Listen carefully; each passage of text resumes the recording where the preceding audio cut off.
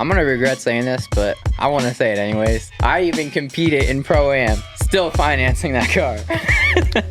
I know you're not the only one. Mike Wallace was like, You're not. You're making payments on this and you're about to go qualify? And I'm like, yeah, bro. Absolutely.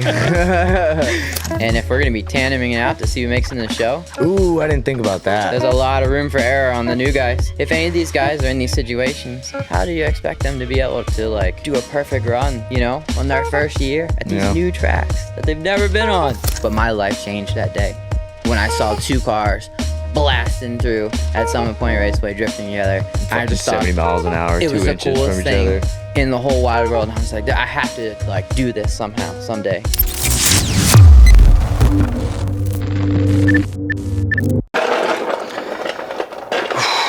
All right. Not the usual cut-in stuff I like to do for the podcast, but under the circumstances, hear me out. First, shout out to Nos Booth at Grid Life CMP for giving me a whole case of Nos. That was sick. Anyways, as most of you guys probably already know what happened to the Drift Games guys, I'm not gonna go into detail on what happened. That's not my story to tell, for one, and along with that, they have their own videos going over what is happening, what did happen, and where their head's at now moving forward. So I will let you guys watch all of that on their channel. I'll leave that in the description, of course, but I did want to share my condolences for what has happened. I know a lot of light doesn't really get shed on what happens behind the scenes for content creators, but this is our job, this is our life. What people don't realize is we dump every bit of what we make back into all of this. And a lot of the times when it comes to expensive parts being put on a car or expensive cars in general, a lot of that stuff doesn't happen without a lot of the companies that you see around me, and especially Injuku being the presenting sponsor of all of this podcast. I wouldn't have been able to continue and do what I'm doing right now without them. Try to understand that a lot of these cars that these creators make are, for one, prized possessions to them, but for two, these cars are their savings account. They're not replaceable in a sense. So after we've put so much time and money into, say, RB swapping a 350Z, nobody does that. But I have too much money into this car that I will probably never let it go. These cars hold value for a reason, especially with the audience they have created for themselves. So when all of that just poof, up and gone out of nowhere, that's heartbreaking, because now you don't have anything. You don't have a savings account. You don't have anything to lean on at that point other than the people that support you. But of course, all of those people have lives as well, and they have their own problems. They're dealing with their own shit. Long story short of all of this, they still are opening pre-orders up for their merch, although all of their inventory was burned along with the cars and stuff in the fire. So like I say all the time, if you can't buy the merch, I totally get it. I just appreciate you guys watching. But in this case, if you can, buy some of their merch to help support them, get them back on their feet, because that's a big hit. Well, subscribe to them, support their channel in every way you can by commenting, liking, all of that stuff, because it goes a long way. That being said, we support you, Drift Games, and we are always here for you, no matter what. Now let's get on to the podcast. Welcome back to the #1 Drift Podcast on YouTube, presented by Injuku Racing. My name is Dawson, and today we have... I'm Alex Lichliter. Hell yeah, if you don't know who he is, Formula Drift, Prospect. But before we get into it, look below the video and make sure that subscribe button is pressed. If it's still red, you're wrong. Go ahead and click it and hit that bell notification while you're at it so you never miss an episode. And on top of that, grab the merch if you haven't already, along with the new merch, the KISS method, keep it simple, stupid. For all you guys out there that are overcomplicating your first build, buy that shirt, read it, yes. And along with that, new stickers are coming out. There's only 2 ways that you can get a hold of one. So the first one, if you go on Injuku and you're buying anything for your car, type in the code CODP24 at checkout, and you will be sent a specific sticker pack from Injuku with Circle Drift stickers and everything. We'll put a picture of it up there. Actually, you got one right here. This is the Grassroots one on this side. So Grassroots Hero, Circle Drift by Injuku, and then you'll get one of these along with some other Injuku stickers as well inside the bundle. So that's the only way you can get that from Injuku, just by plugging that code in at checkout. And along with the merch too, if you do buy any of the merch, you'll get sent one of the Grassroots Hero stickers as well. So grab those while you can. I don't know how long we'll be doing those stickers. So grab them if you can. If not, I appreciate you watching anyways. Along with that, I do run a media company if you don't already know. So if you are a company out there or any type of driver trying to get your media, social media content worked out for this year, hit me up. Links are always in the description. Anyways, I'll let you kind of give your introduction on who you are, where you came from, what you do, blah, blah, blah. Yeah, brilliant. So I'm Alex Lichliter. I'm a Formula Drift Prospect driver. I earned my license in 2020, and I've been drifting in FD ever since. Fuck yeah. That was pretty much my intro. Yeah, short and sweet. All right, we'll just leave it at that. Okay, so actually, I want to start off the whole podcast of just jumping into this specific thing. So FD has Zoom calls on a regular basis. They're quarterly Zoom calls with all the drivers. And it is just all the drivers, right? Yeah, or, like an important There's some teammate or like workers and a crew chief or maybe a spotter or something, but it's designed primarily for the drivers, yeah. Gotcha. Okay, so they just had one recently. I guess just give me the rundown on it because there's some important information coming out for this year. Yeah, so there's going to be some changes this year in Formula Drift, and some of them are small. Tire Stacks has been purchased, and it's now called something different. I don't remember. Wait, what? Tire Stacks have been purchased? Yeah, it's called like Tire. I don't remember. They just changed the name. But they're still gonna be there. They're still the same crew. All that stuff. So. I just saw that they're hiring actually too. Yeah. They're hiring under a brand. If you're a tire changer dog, you willing to do it all day, go for it. So those are like some of the small things. FD came out with an app. It's not available to the public yet, but it's just going to allow users to be able to see different camera angles while they're watching it live. So you'll be able to see in-car, drone, and the FD live stream as well. So you get all these different angles, and you can click and expand one or contrast and look at different ones. Oh my God. Simultaneously, if you want to watch like 5 different views all at one time. They're gonna actually, dude, Samit did like a test run of that one time. He took his car to the track and did like he does like streaming and stuff, like live streaming. I guess on I don't even know the name of that platform actually. Anyways, but he did that one time where he had all these different camera angles, and the viewer can control the entire live stream, so they can pick and choose what camera. Dude, that's so cool. Yeah. All right. Yeah. Sorry. It's gonna be awesome. Go for it. No, so they got that. They're gonna have the track map available, so you can see where the zones are and stuff.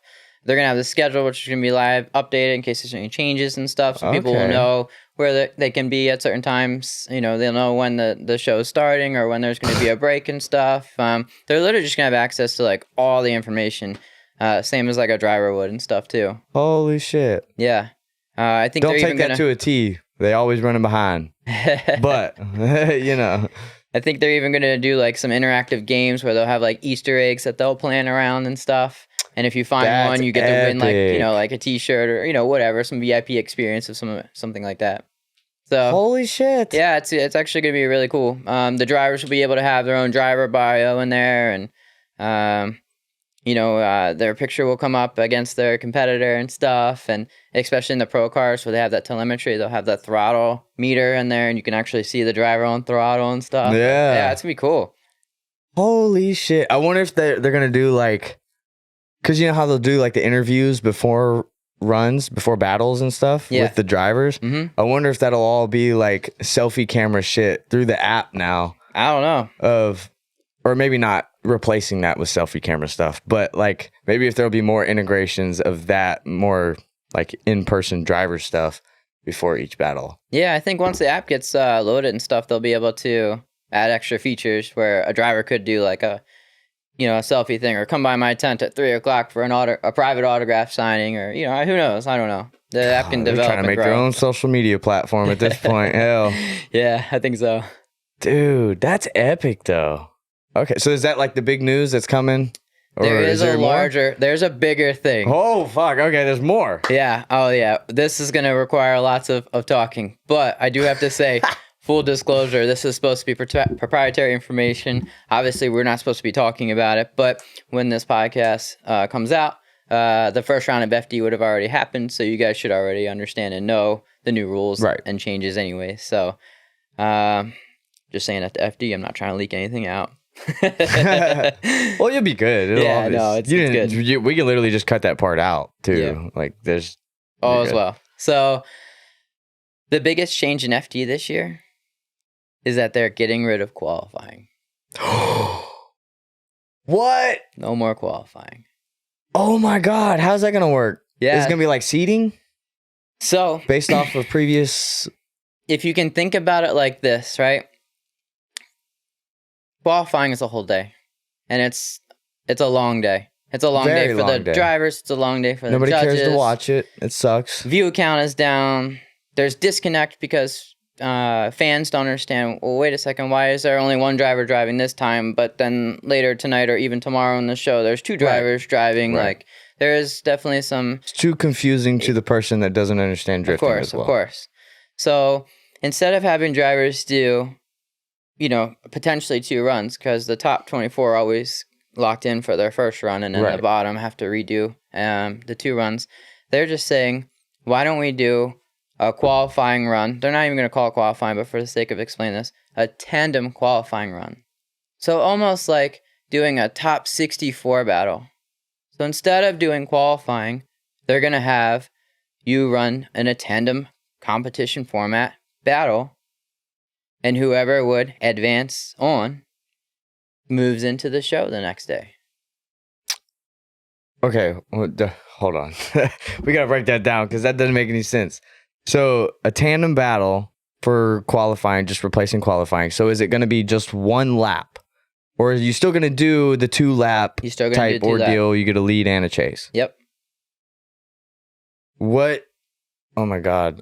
That's hard to even go off of. So is it going to be like the same type of judging as a normal battle round? Yep. So how would they dictate? That's confusing, dude. I don't know if I like that actually. There's a lot of, pros and cons to it. Obviously, there's a lot of drivers who feel, strongly for it and against some type of way about it. So ProSpec has the largest field it's ever had in FD history. We have 47 registered drivers in ProSpec this year, which means that 15 people won't make it in the show every single round. Doesn't matter. Every single round, so that's 15 something people. That I really don't like. I don't see the point in bringing that many guys on just to, I guess, you can almost guarantee that you're going to crush someone's hopes and dreams every single round. Of course. And they're never going to come back to drifting. Of course. And I've heard previous drivers who participated in Pro 2, formerly Pro Spec, and they didn't like the experience because... That was backwards. Formerly Pro 2. You said formerly Pro 2 2, sorry. Yeah. They said that they didn't like it because they spent all this money to be there. They went out and they blew a clutch, and their day was over. And they spent all this money just to show up, and they didn't even get to go compete. You know what I mean? Yeah. Well, now, obviously, I would say, like, dog, that's kind of a you problem. If you're jumping into that level of drifting, you should probably have a spare clutch in the trailer. That I could see that being majority his fault, but not trying to single you out or anything. Sorry. But what if it happens in qualifying, though?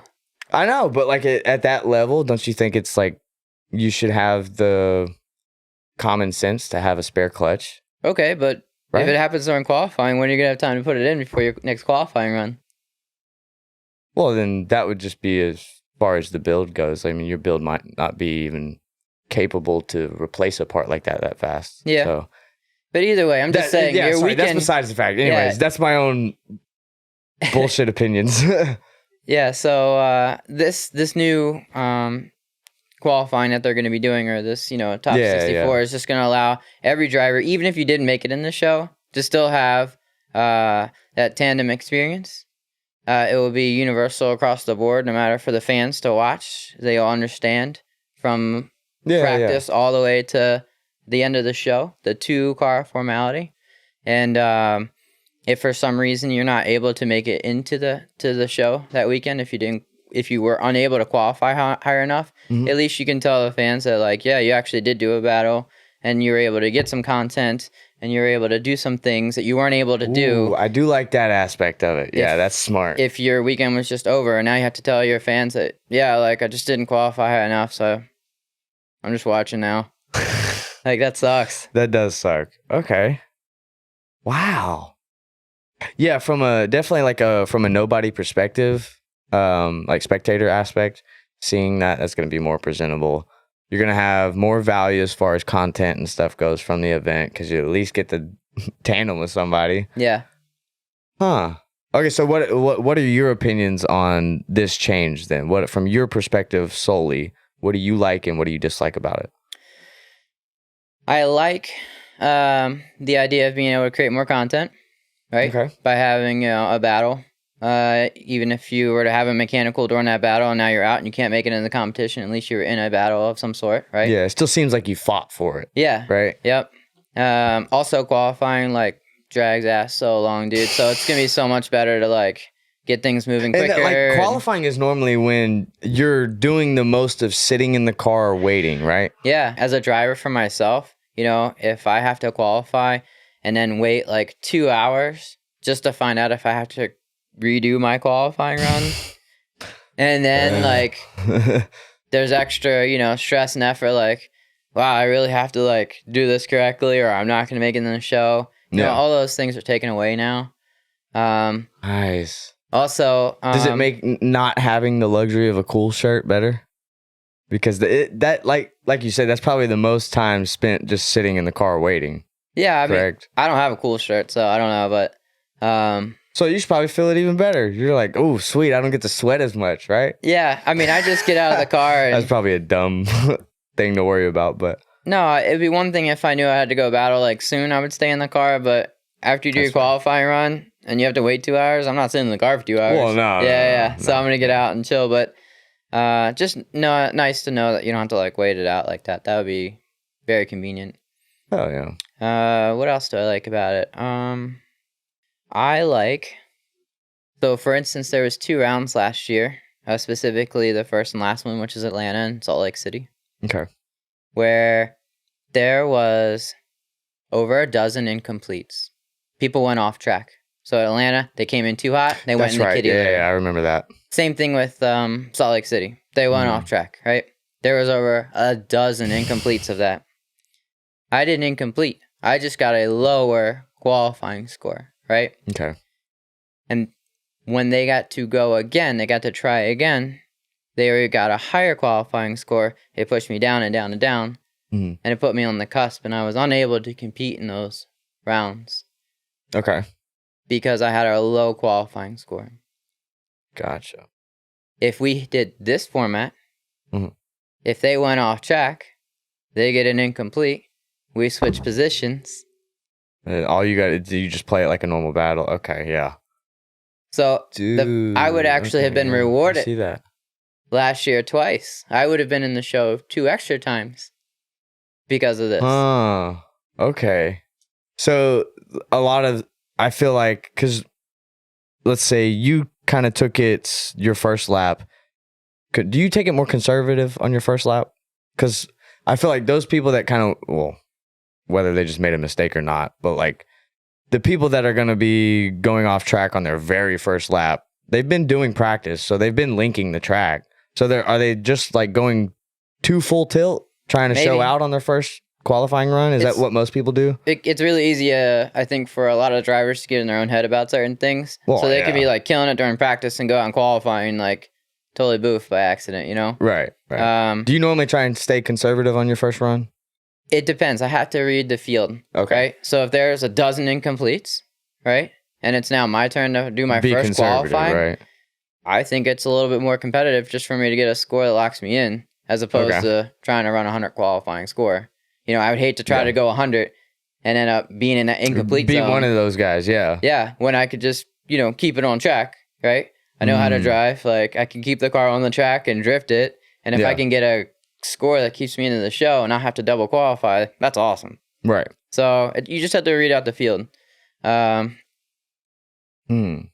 So what do you think people's perspective is going to be going into this style, since, you know, like you may, being one of the first 10 people to go do your qualifying run, you would probably be in the position of wanting to show out a little bit and get a really good qualifying run to set a precedent. How would you go into this battle perspective of qualifying? So instead, historically speaking, it seems like all qualifying runs start off at low scores and then progressively get higher because they take the lowest driver and then they end with the #1 champion from last year, right? Right. So it seems as if qualifying scores progressively just increase as far as points scoring. And I think that's just human nature too. It's unfortunate. Sometimes I've seen some runs where you're like, why did I get such a low score? And then you look at like a higher score and you're like, why did they get a higher score? But, Oh yeah, there's plenty of that. That eliminates all this. And that also is going to help the judges too. It's going to alleviate a lot of pressure off the judges. You know, it's very obvious who won a battle. Where to have to re-dissect a qualifying run about this many points score, this, that. Yeah. You know, I've literally not made it in a show before because of 0.3 points. Dude, that would piss me off so bad. Like, I'm like,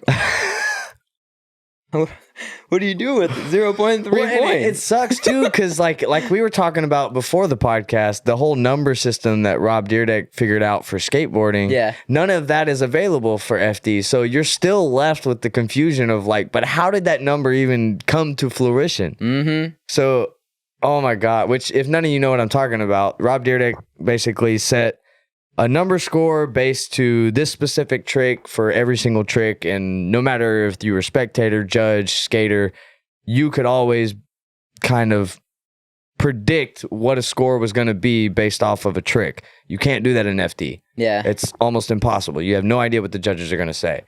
So that's, sorry, I kind of cut you off, but another advantage for me being this will be my 4th year. I've driven all these tracks. Some of them I've driven many, many times. Yeah. And we have a lot of new guys. And I know they're out for blood. They're excited. I remember being in my first year, like, dude, this is amazing. Like, Yeah. But they've never driven on these tracks. And if we're going to be tandeming it out to see who makes it in the show. Ooh, I didn't think about that. There's a lot of room for error on the new guys. Right? You think there's going to be a bunch of fucked cars this year because of that? I'm not saying like necessarily wrecks and stuff, but I personally in my career have spent a lot of time trying to dial in my car, or I went out in lap 2, something broke and we had to fix it and I didn't get to practice the rest of the time and I had to go straight into qualifying. If any of these guys are in these situations, how do you expect them to be able to like do a perfect run, on their first year at these new tracks that they've never been on? So I have a competitive advantage based off of experience, in my opinion. Oh, yeah, I would say so. So I would consider that a plus for me. Do you think it'll start discouraging a lot more people to not get in FD because of that style of qualifying? Because I feel like there's going to be an extra added of fear of, I don't want to damage my car first time, or not first time, but like the first time getting on the track for that event. Yeah. So I think that could work obviously in a good way of keeping a lot of the, how do I put this? Not dumb people, but like the people that just want to go into FD just to be an FD driver for basically no reason. I think it'll keep a bunch of those people away. Maybe. The negative side of it would be kind of rolling off what you just said was, what if you have like a premium driver, like inarguably like any of the guys who podiumed last year? Let's say Ben Hobson is out there in his battle and he's going against a rookie, and that rookie smashes into his car and breaks his car, and it ruins Ben Hobson's entire event. Yeah, that would drastically change the outcome of the overall championship.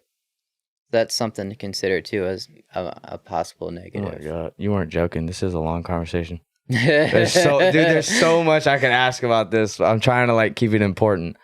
And then you haven't even gotten into like, well, what does that mean for the next round? Because the top 16 drivers will have to pull a number out of a hat during podium ceremonies to determine where they are seated for the next round. So that now means... Let me pause your celebration real quick. You make it a shitty number, but that means that at Atlanta's our first round and New Jersey's our second round. That means, and when Atlanta's finished, every driver is going to know who they're battling against in New Jersey. The cool thing about that is they can create some content about that, right? So like, if I have there would be a chance to butt heads beforehand and be like, there's no way. It'll become like a boxing. Dude! Yes! They did like fucking pre-event ceremony, like panels and shit where you talk shit to. Oh my God, that would be so funny. And with all the tools on the internet, you can make a really interactive, reel about, and taking the driver's profile and sliding it over to this. And, Yeah.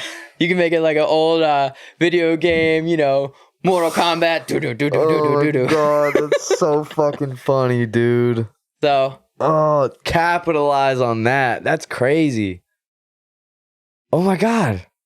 You could really get really scientific about it and really study that person's runs if you know you're going to be, battling them for the next. And I'm going to battle this person in 45 days footage from now. is taken to a whole different level. Your spotter and you are going to really be teamworking some stuff. Like, there's a lot of. This is going to be very, very interesting year. Dude, like, there's half the notes right now I don't even want to talk about because this is so interesting. This is wild. Oh my. Okay, so I guess. One of the things that I don't even know where to go from that. One of the things I'm not crazy about with this new rollout is that, we've all registered for FD this year. Right. And now they're making this change. This maybe would have been a little bit more professional to advertise Before everyone registered. Because the drivers who are upset are very upset. This kind of... You don't have to say any names. No, of course What are not. some of the main key things that are really bugging a lot of these drivers? A lot of these other drivers are saying, and this is really trickling down more from the pro because they have a way larger They have more expense risk and shit, yeah. risk and experience in certain things, and they have 8 rounds now. Yeah. So I think they're worried about some operational expenses that are going to increase. Okay. This could potentially mean more tire usage. This could mean needing more spare parts because if you were to break something in a tandem battle that you wouldn't have broken in a qualifying run. Yeah. Needing more crew members to be able to change the shit that fast. Yeah, there's I think a lot of drivers are just saying just different things. This is all still raw and new. I mean, even the Discord's still blowing up about it, even just as last night. Someone was saying something else, throwing in another idea and stuff. So I think the general consensus, though, is that the drivers are okay with it. That's good. There's only just a couple who are upset about the new change. So, and to be fair, Formula Drift did ask us about this. They did ask the drivers after this phone call to vote about this. They did say this. That's good. This isn't actually 100% this is what we are doing, but this is like 99% sure this is what we were doing, unless like every driver here was like, don't do this. Right. So the votes showed more than double that people were okay with it. So I'm very confident it's going to roll out that way. Awesome. Okay. Wow, dude. That's so epic. Because like I would agree with it. I think that's 10 times better because if you look at other events and stuff that are coming out now that have gained big traction, they're not doing qualifying. It's draw the hat type shit. Yeah. Which they just don't have time. Yeah. It's all time-based stuff because it's all a show eventually, or in turn. Every little bit of it's just to get views. So I think that's going to tremendously help out better with the structure of live streams, making things just flow better. There's not going to be as much downtime between each individual run. Yeah. So also, FD sets the precedence of how the rules are written, right? Yeah. It'd be crazy to see how this changes other events. If other events start following this method, it really does let FD know that they really do set the bar, and what they say happens, and that's a pretty strong, That's a flex, big swinging bro. movement right there. That's a flex, man. Like, I don't know. That's kind of cool. Yeah, follow my lead, bitch. Which it'll definitely happen because so many event hosts just copy and paste FD rulebook just because it's easy. It's already structured. It's already done. Someone's mapped it out. You don't even have to think about it. Just follow those rules and run your event. Speaking about the rulebook, if you take qualifying out, I think you take out like 14 pages. Holy shit. Yeah. It's that many? Yeah, dude. We're about to be like, tandem. Cut in half, bro. Boom. Tandem. No more qualifying meetings. Less drivers meetings. That's good. Dude. Less time wasted. There's a whole lot. This affects so much stuff. Ryan, You got to come back on, buddy. There's more to talk about. Fuck. That's nuts. You had mentioned basically drawing hats for the next round. That was for qualifying, correct? No, that's when you... Oh, yeah, I'm sorry. So yeah. your next round of qualifying. Yeah. Okay, so before we go deeper on that, how did you say they were going to determine the first round of qualifying? Is it just based off the previous season, or are they going to do draw that's hat? a little bit of a gray area. I don't have a lot of answers for right now. Okay. Yeah, a lot of it has to do with how you did last year, but there's a lot of rookies too. So I think they're still trying to figure that out. Obviously, all three prospect drivers moved up to pro. There's a lot of contributing factors. So, but they did say that finishing Atlanta, going into New Jersey, if you made top 16, you're automatically locked into the top 32 show for the next round. So you don't how does that work? You don't have to worry about doing that like top 64 battle or that tandem qualifying battle. Okay. I can see that being a good thing, actually. But the data shows that a stout driver, even if they made a mistake on their first qualifying run and had to redo and start at the bottom, they always get to the top. Yeah. It's very rare.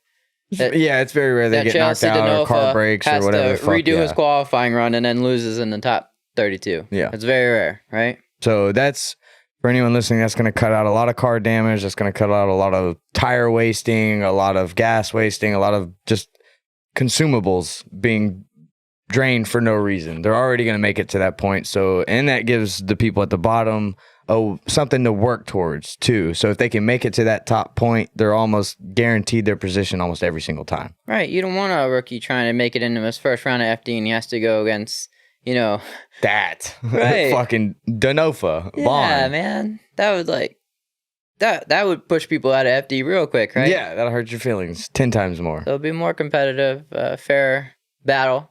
You get to really see the rookie drivers really outshine, and that'd be cool, man. Yeah, I think it'll give a place for the underdog story to be more of a thing in FD. Because right now it's so turned towards where the same exact drivers make it to the end of the show every single time. So if that one moment where that underdog shines through, that's going to make the whole show more exciting, almost to the average viewer, instead of just seeing the same shit every event. And that's another reason why the podium drivers, the top 16 drivers, have to pick out a random number out of a hat, because they don't want the same guy to be number one every single time unless he's earned it. So if you just finished and let's say I win first place Atlanta and I pull a number out of a hat and it's number 14, I now will have to battle in that qualifying, against the number 14 driver. Whoever would, how that breaks down. And that's each individual event. Yeah. So they're not going to base it off of the very first event. It was in this list order of qualifying, and every event they're drawing a hat off of that one list. Right. It's just that list gets repeated every single event. Yeah. That's crazy. Okay, cool. And then also, I love that. The last thing I was going to say,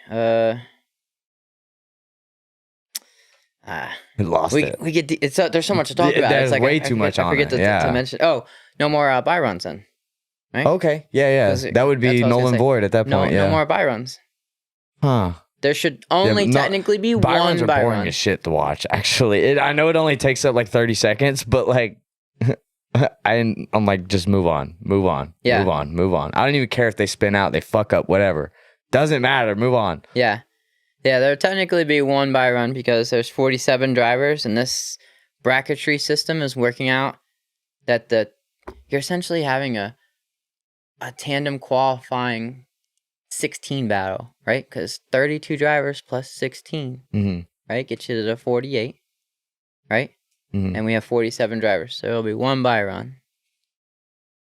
Unless there's a mechanical. And that'll probably be they're going to designate that to the very bottom seed, right? Yeah. Just to give him a fighting chance, you know? Buy runs are not going to really be a thing anymore, in my opinion. I don't expect to see buy runs. I appreciate that unless you had lot. a mechanical or something, and you can't go to the line. Oh yeah, in a battle scenario, definitely. I guess that would be a qualifying too now. Yeah. Fuck. Everything's the same now. Dude, that's going to be so twisted.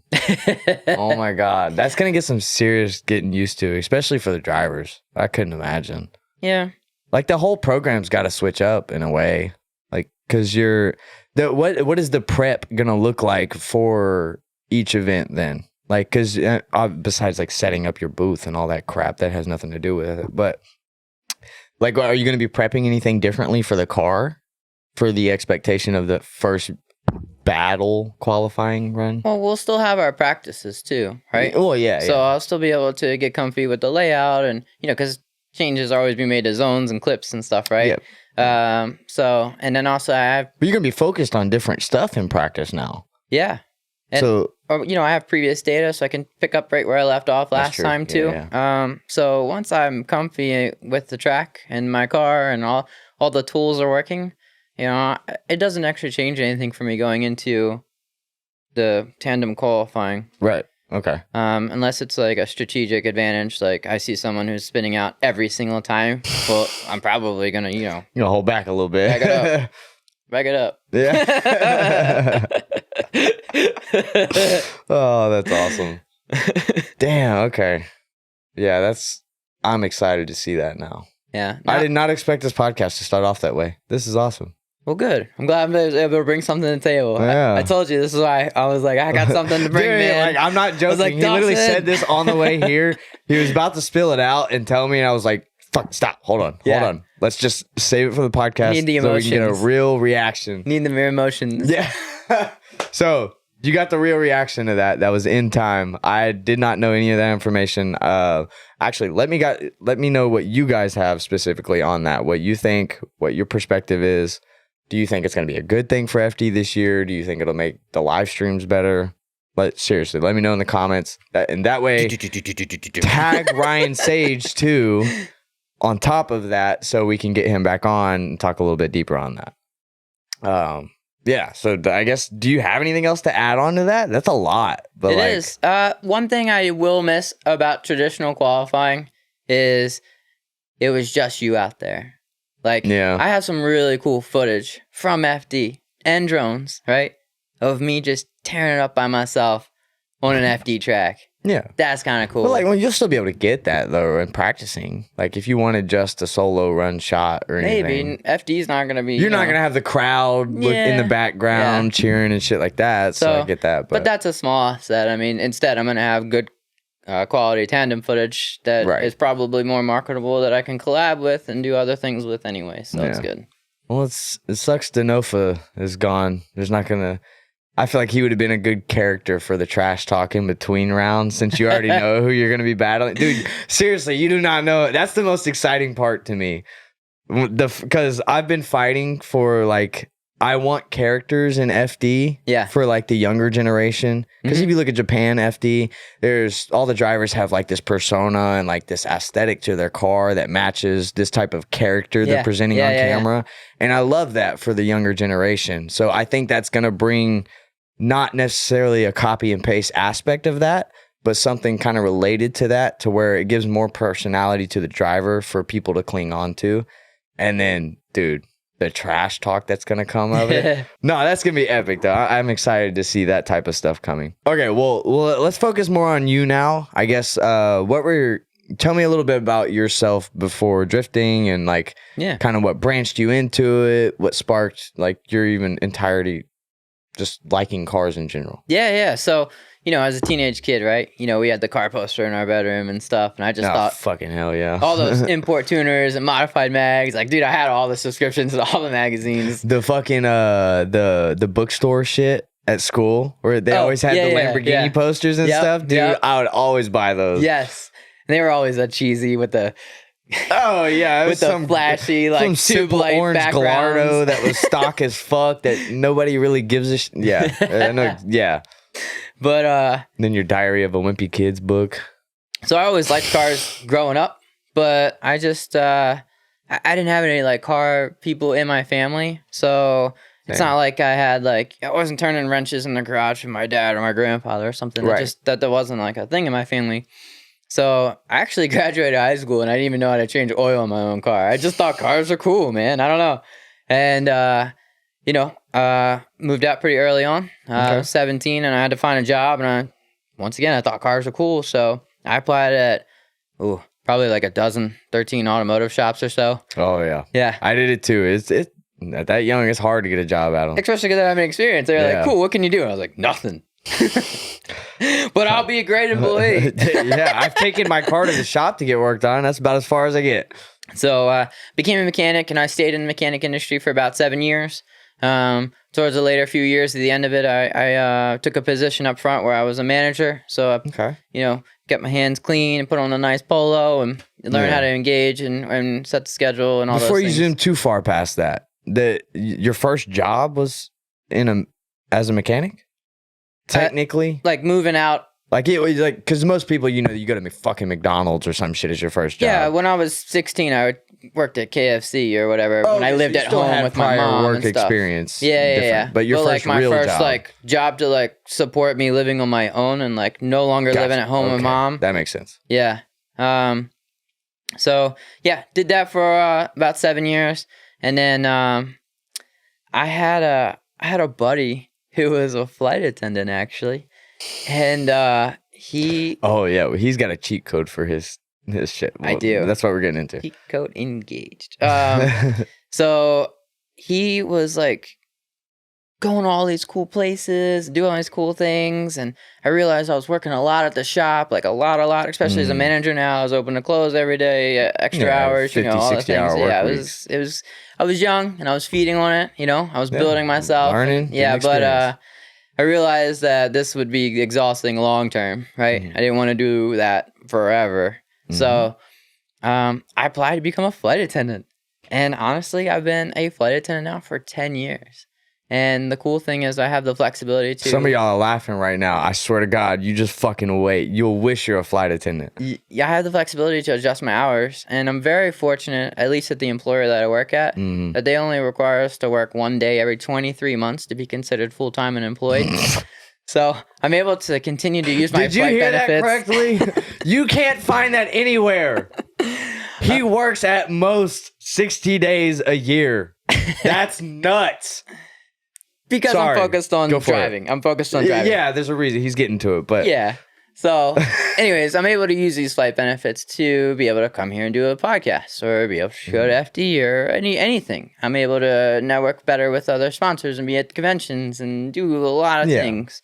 I'm Because- also able to get my crew members. and this is to just like these any events, too. job as in the airline industry, you basically get to fly for free. Yeah, I right? think that's a general perk across the board. If you work for an airline, I'm very confident that you should be able to fly for free. Because I contemplated doing it. I was talking about this a little bit before, but I contemplated doing it myself just so I had more freedom to fly places for the podcast.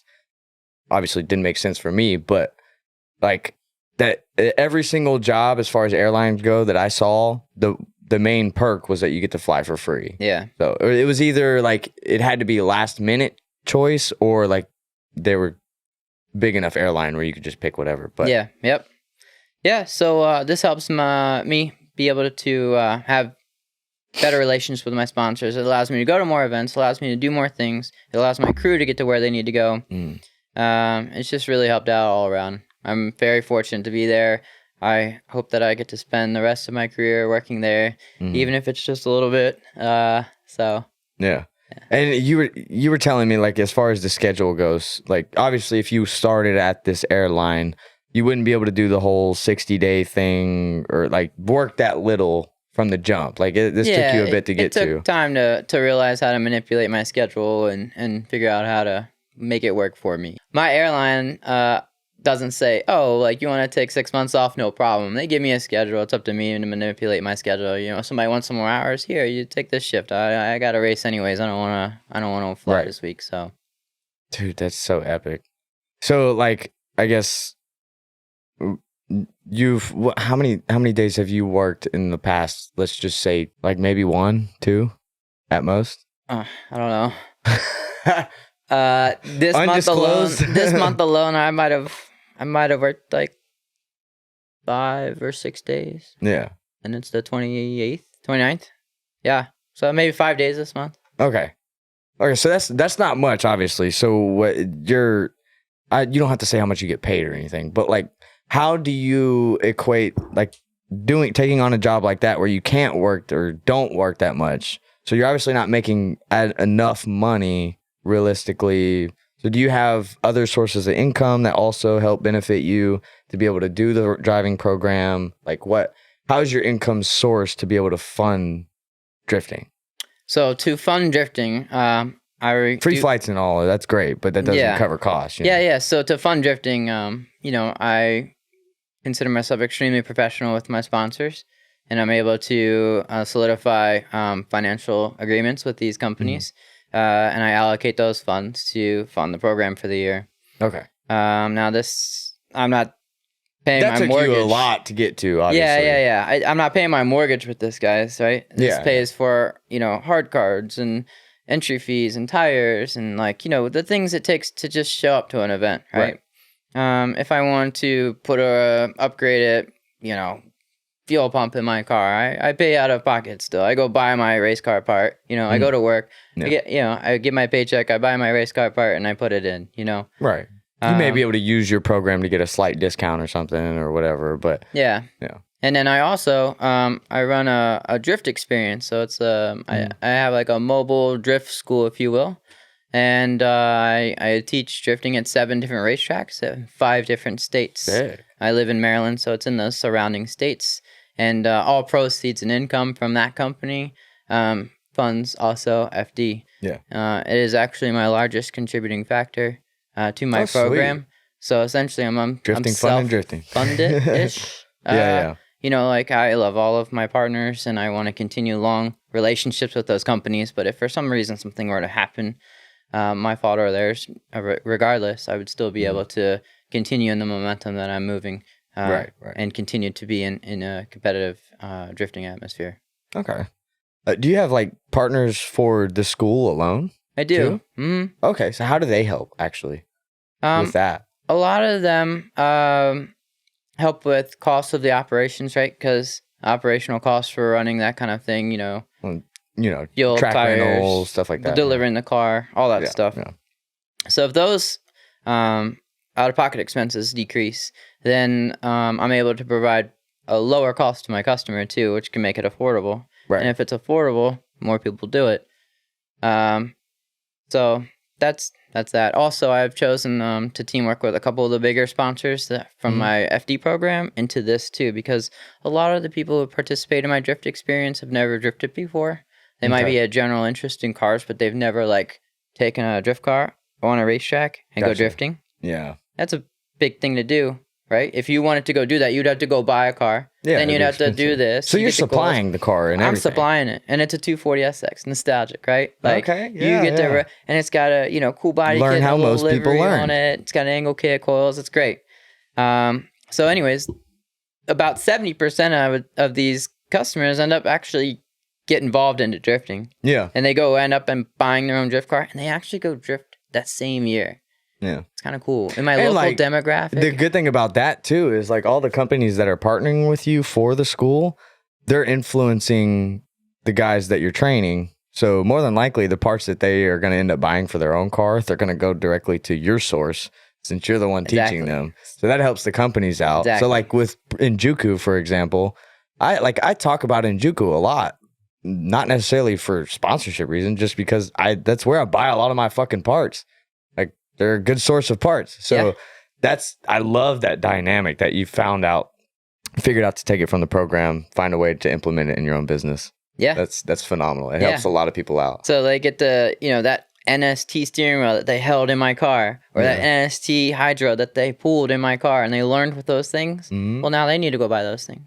Yeah. And we've made special programs and packages for them as a first-time person, since they participate in my drift school, where they get a heavy discount, and it makes it a little bit more affordable for them to build their own drift car. Damn, that's cool too, yeah. Later that year, I see them out there drifting their own car. And I'm telling you right now, I'm building an army. I've got a dozen people. That's awesome. Watch, in 5 years, I'm going to host my own drifting event, and it's going to be only I'm not gonna my lie. students. That's you could build that whole school thing up big enough to where it's you're producing your own team, almost. I could see that being a future. Well, dude, I just had a 13-year-old kid. participate in it. And he's already a professional race car driver in 2 other motorsports. What? And he went out What's there. his name? And he was the best driver I've ever had. Yeah. Yet. His name is Ben Marrier. I fucking know him, dude. Yeah. The Travis Pastrana podcast where he was talking about they were doing, I think it's the trophy truck things. Yeah. And this kid came up to him, said he was gonna beat Travis. Travis bet him $1,000. Dude whooped his ass. I actually met this kid at the Music City Grand Prix. I just saw you at PRI too. If you're watching, put a comment. But dude, this kid is so fucking awesome. He is. I was working at the Grand Prix when I was working at the dealership, and this dude came up. He was talking about the car, and like he was super cool. He just liked the car, and then he told me that he was actually driving one of the trucks in the Music City Grand Prix event. And I was like, "What the fuck? How old are you?"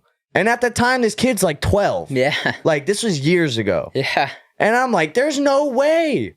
And then I see the clip come out from that podcast of Travis talking about him. I'm like, dude, what? This kid's gonna be an animal when he's older. For real. I'm serious. If you guys do not, I'm trying to get him on the podcast too. If you don't know who this kid is, you're gonna know because he'll be an FD. Yeah, he'll show up eventually. He's been in so many other motorsports. He'll be an FD. Yeah, and it's cool to know that he does dirt track stuff. He did his first all drifting sorts. with me. That's epic. His father approached me at Hyperfest and asked if I could give his son a ride along because he thought drifting was cool. And his son, I gave him a ride along at Hyperfest. And then that's where it all started. And then he reached out to me about the drift experience. And I'm like, yep. We ended up doing a private day because he's 13. So cool. We couldn't take him anywhere else. We had to do a private day. And he just went out there and he murdered it. We started off with some figure eights and stuff, you know, just getting a dynamic of what it feels like to be sideways. Dude ended at the end of the day up shifting while maintaining drifting. He's wild. Fucking nuts. Left foot behind the wheel. braking. It was insane. The kid the is most skilled kid driver I've ever seen on the planet, dude. It's nuts. Ben is gonna kill it. He will totally be an FD in probably just a couple years. Yeah, and it's really cool to know that he's I got was a the part family of that. backing to support it, which is amazing. Shout out to your family because that's something that's very rare. Yeah, not very many people will Jim's ever awesome. have access to. Yeah, take advantage of that, Ben. Yeah, full advantage. Yep. Oh my God. That's such a small world fucking thing. That's crazy. It is crazy. I like whenever I saw him at PRI too, I went up to him. I was like, dude, are you Ben? Because he looks so like he's like 1.5 feet taller and shit. Like, because I was like looking down. This kid was a kid. Yeah. And now he's kind of an adult, which confused the shit out of me because I didn't recognize him. So I actually had to go up and be like, are you Ben Mayer? And he was like, yeah, do I know you? And I was like, dude, you probably don't remember me at all. You were young, but Music City Grand Prix a few years ago, I was working the Nissan tent, and he was like, "Oh my God, yeah, I remember you." And so I told him, I was like, "Dude, if you ever have a chance to come on the podcast, you got some free time. I know you're so fucking busy. Do it.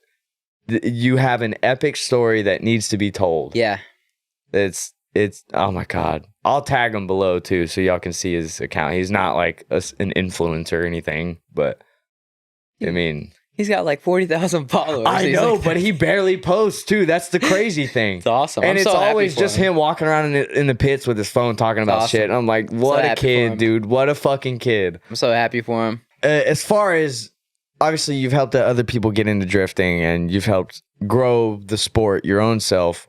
Whenever you first got into it, what was your first car? Like, what were you driving? Yeah, so my first car was a 240 SX. You know, I think I bought it for like $600, $700, $800. It ran and drove, and I was like so excited. This was back in 2010. Damn. I didn't even have coils or anything. I welded the diff, and I went out to Summit Point Raceway in West Virginia. Awesome track. That was the setup back then, man. And nobody cared. Dude, if you could just full send and like into a turn, you were having an awesome day. If you could link a drift in 2010 with your car, you were like the coolest guy on track. Like, yeah. We were all spinning out. We didn't have angle kits back then. We were cutting knuckles and welding things and putting longer tie rods. Yeah, most drifting was just using momentum. There was no crazy, 65-degree angle kits. Like, none of this stuff existed. So we were just out there having a ball, man. Fuck yeah. Yeah. Okay. And then I just, as a hobby, I enjoyed it. And then later on, I started pursuing more competition stuff in like 2018. And I was like, all right, let's take this a little bit more seriously. And I earned my license in 2020. Okay. So actually, whenever you started getting more comfortable in that car and actually putting parts on it, what were some of the ones you focused on mainly to set it up correctly for what you're trying to learn? Well, I ended up having, I think to date now, I've had 16 240SXs. Yeah. Back then it was easy, You won't guys. hear that from anyone nowadays. Yeah, then it was easy. I mean, you could get them for a few $100, and like I was like, I'll put a motor in this one or cheeseburger whatever. from McDonald's, if they were hungry enough. Exactly. I traded one of my 240s that was gorgeous, by the way, for a motorcycle, like a crotch rocket, which I ended up having for like 12 years. So that was cool. Not dumb. Fair enough. Yeah, man. When the FRS came out, right? It came out in 2013. It was the first year that it existed. And I remember the hype about it in 2012. And I was like, dude, a rear-wheel drive car, sports car. It looks cool. Nothing's like that right now. And you can buy one brand new for like 20 grand. Yeah. Like out the door, title, taxes, everything. You're at like 23,000. I was like, this is totally going to be the new 240. Right? Yeah. The 240 is starting to swallow up, starting to get more expensive. I could already see it back then. So I was like, you know what? I'm going to make the worst financial decision of my life. And I went out and bought a brand new car. And 13 days later, I took it to Summit Point Raceway. It had 111 miles on it. Did you finance it? Yeah. Oh, shit. I was like 23, bro. And I went out there and I drifted in it. And I was like, this is the new 240. Yeah, it's as psycho as that may sound, like there's something to be said about that, is because that's the risk that's the type of risk you have to take to be successful in a sense.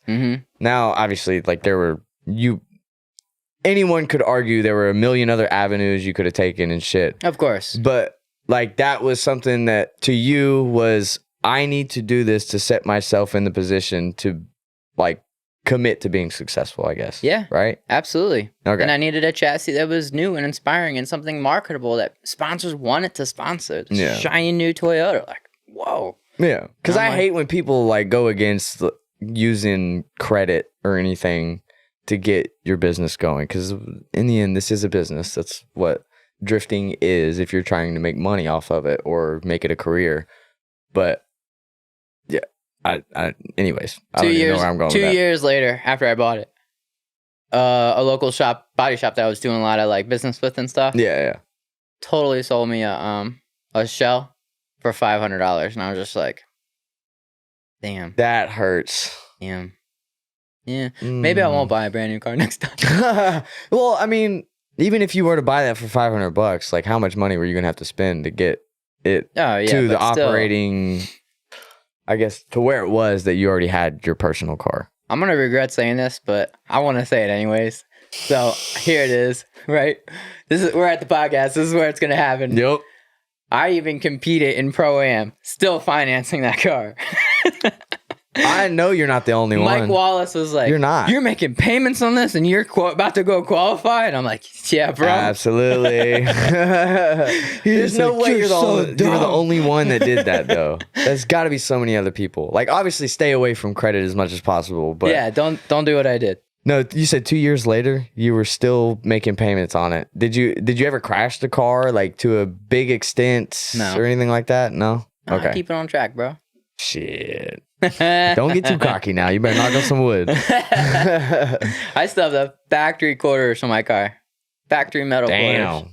Okay. Never been.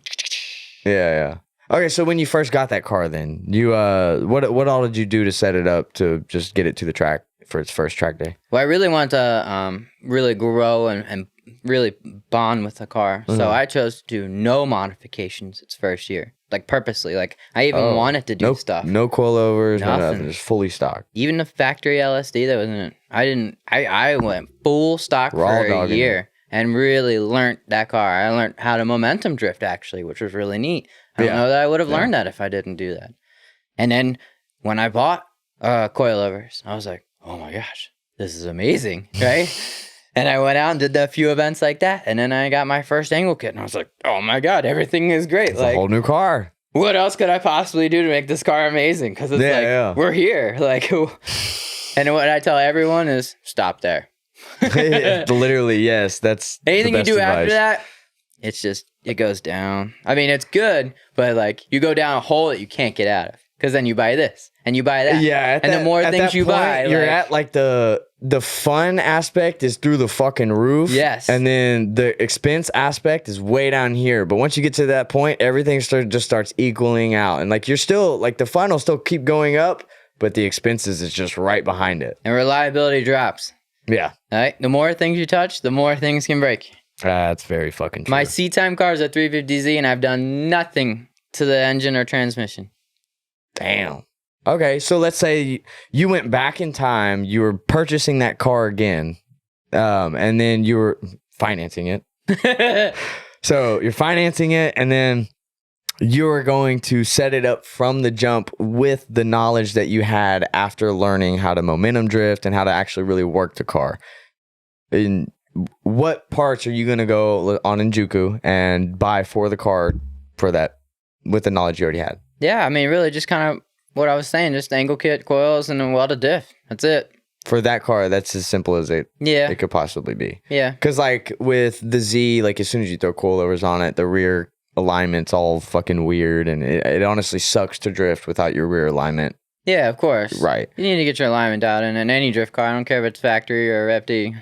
Yeah, well, no, I know that. I'm just saying, like, you literally won't be able to get the alignment correct without specific arms for the Z. So, like, Same with the GT86. same thing. Okay. Yeah, so- when you lower it, you have to get lower control arms to fix the Gotcha, camber and the toe. It's That just makes the sense. geometry of how they mate to the subframe. Okay. So you would say seat, angle kit, the arms. What else did you say? Just angle kit and arms and coilovers. Man, that's so simple. That's any car. That's How a good much- recipe. How much power do those make from the factory again? 165 wheel. That's nothing. I put ethanol to it and an intake and exhaust. I made 55 wheel horsepower more. Damn, really? 215 With tune or without? with tune. With okay, that's Yeah. what I figured. Kind of be hard without. Yeah. That's interesting. Okay. Yeah, I used to send that thing, man. Yeah. It was How much awesome. do those normally go for now, too? Then. What, FRS? Yeah, BRZ? yeah. Like what? Like if you were to just get one off Facebook Marketplace, I maybe mean, you it's could not find them a running dime or a something. dozen for like 10 grand, but every Yeah. now and then I'll still find one that's running and driving for like 5 grand, and I like share it to the world. I'm like, guys, you want a drift car? Go buy this. Yeah, yeah. You know, but I do have other chassis too. It's not, you know, I'm married to the 86 professionally in FD. It's my car number. I bought the car brand new. Yeah. I've been drifting it ever since. Like, this is my chassis in FD.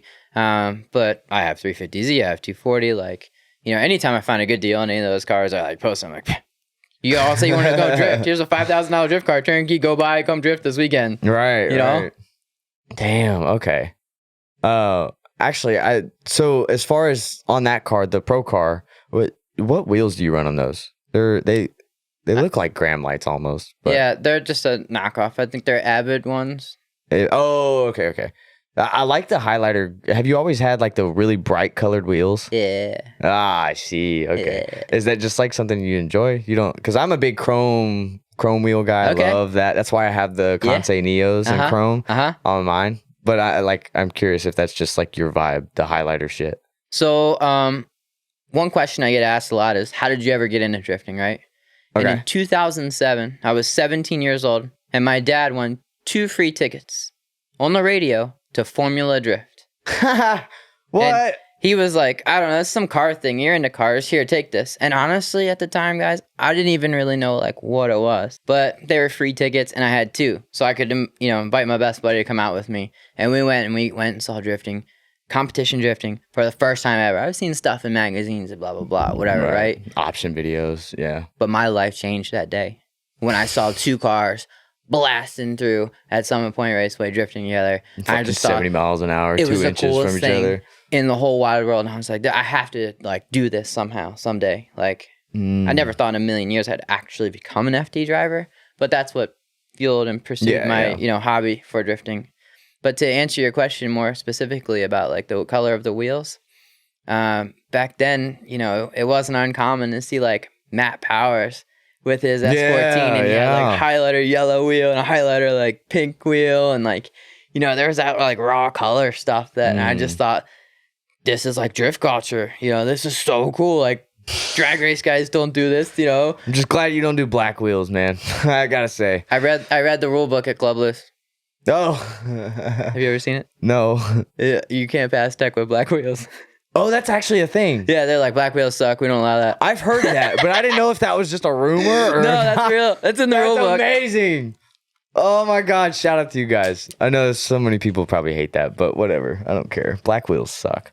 I just want easy wheels to mount. Yeah. That's the dude what I want. that I take my wheels to get mounted, he still runs I sold my old wheels to him because he has the whole collection of those, and he like won't run 265 tires because it's just at that point where he can't. They're too much of a pain in the ass to get on the wheel. Dude, that sucks. Yeah. Like I was like, dude, fuck no. When I first started drifting, I would just get used tires from the local tire shop. They'd give them to me for free, and every wheel would be a different size tire. I didn't care. I just wanted track time. Go out there, seat time.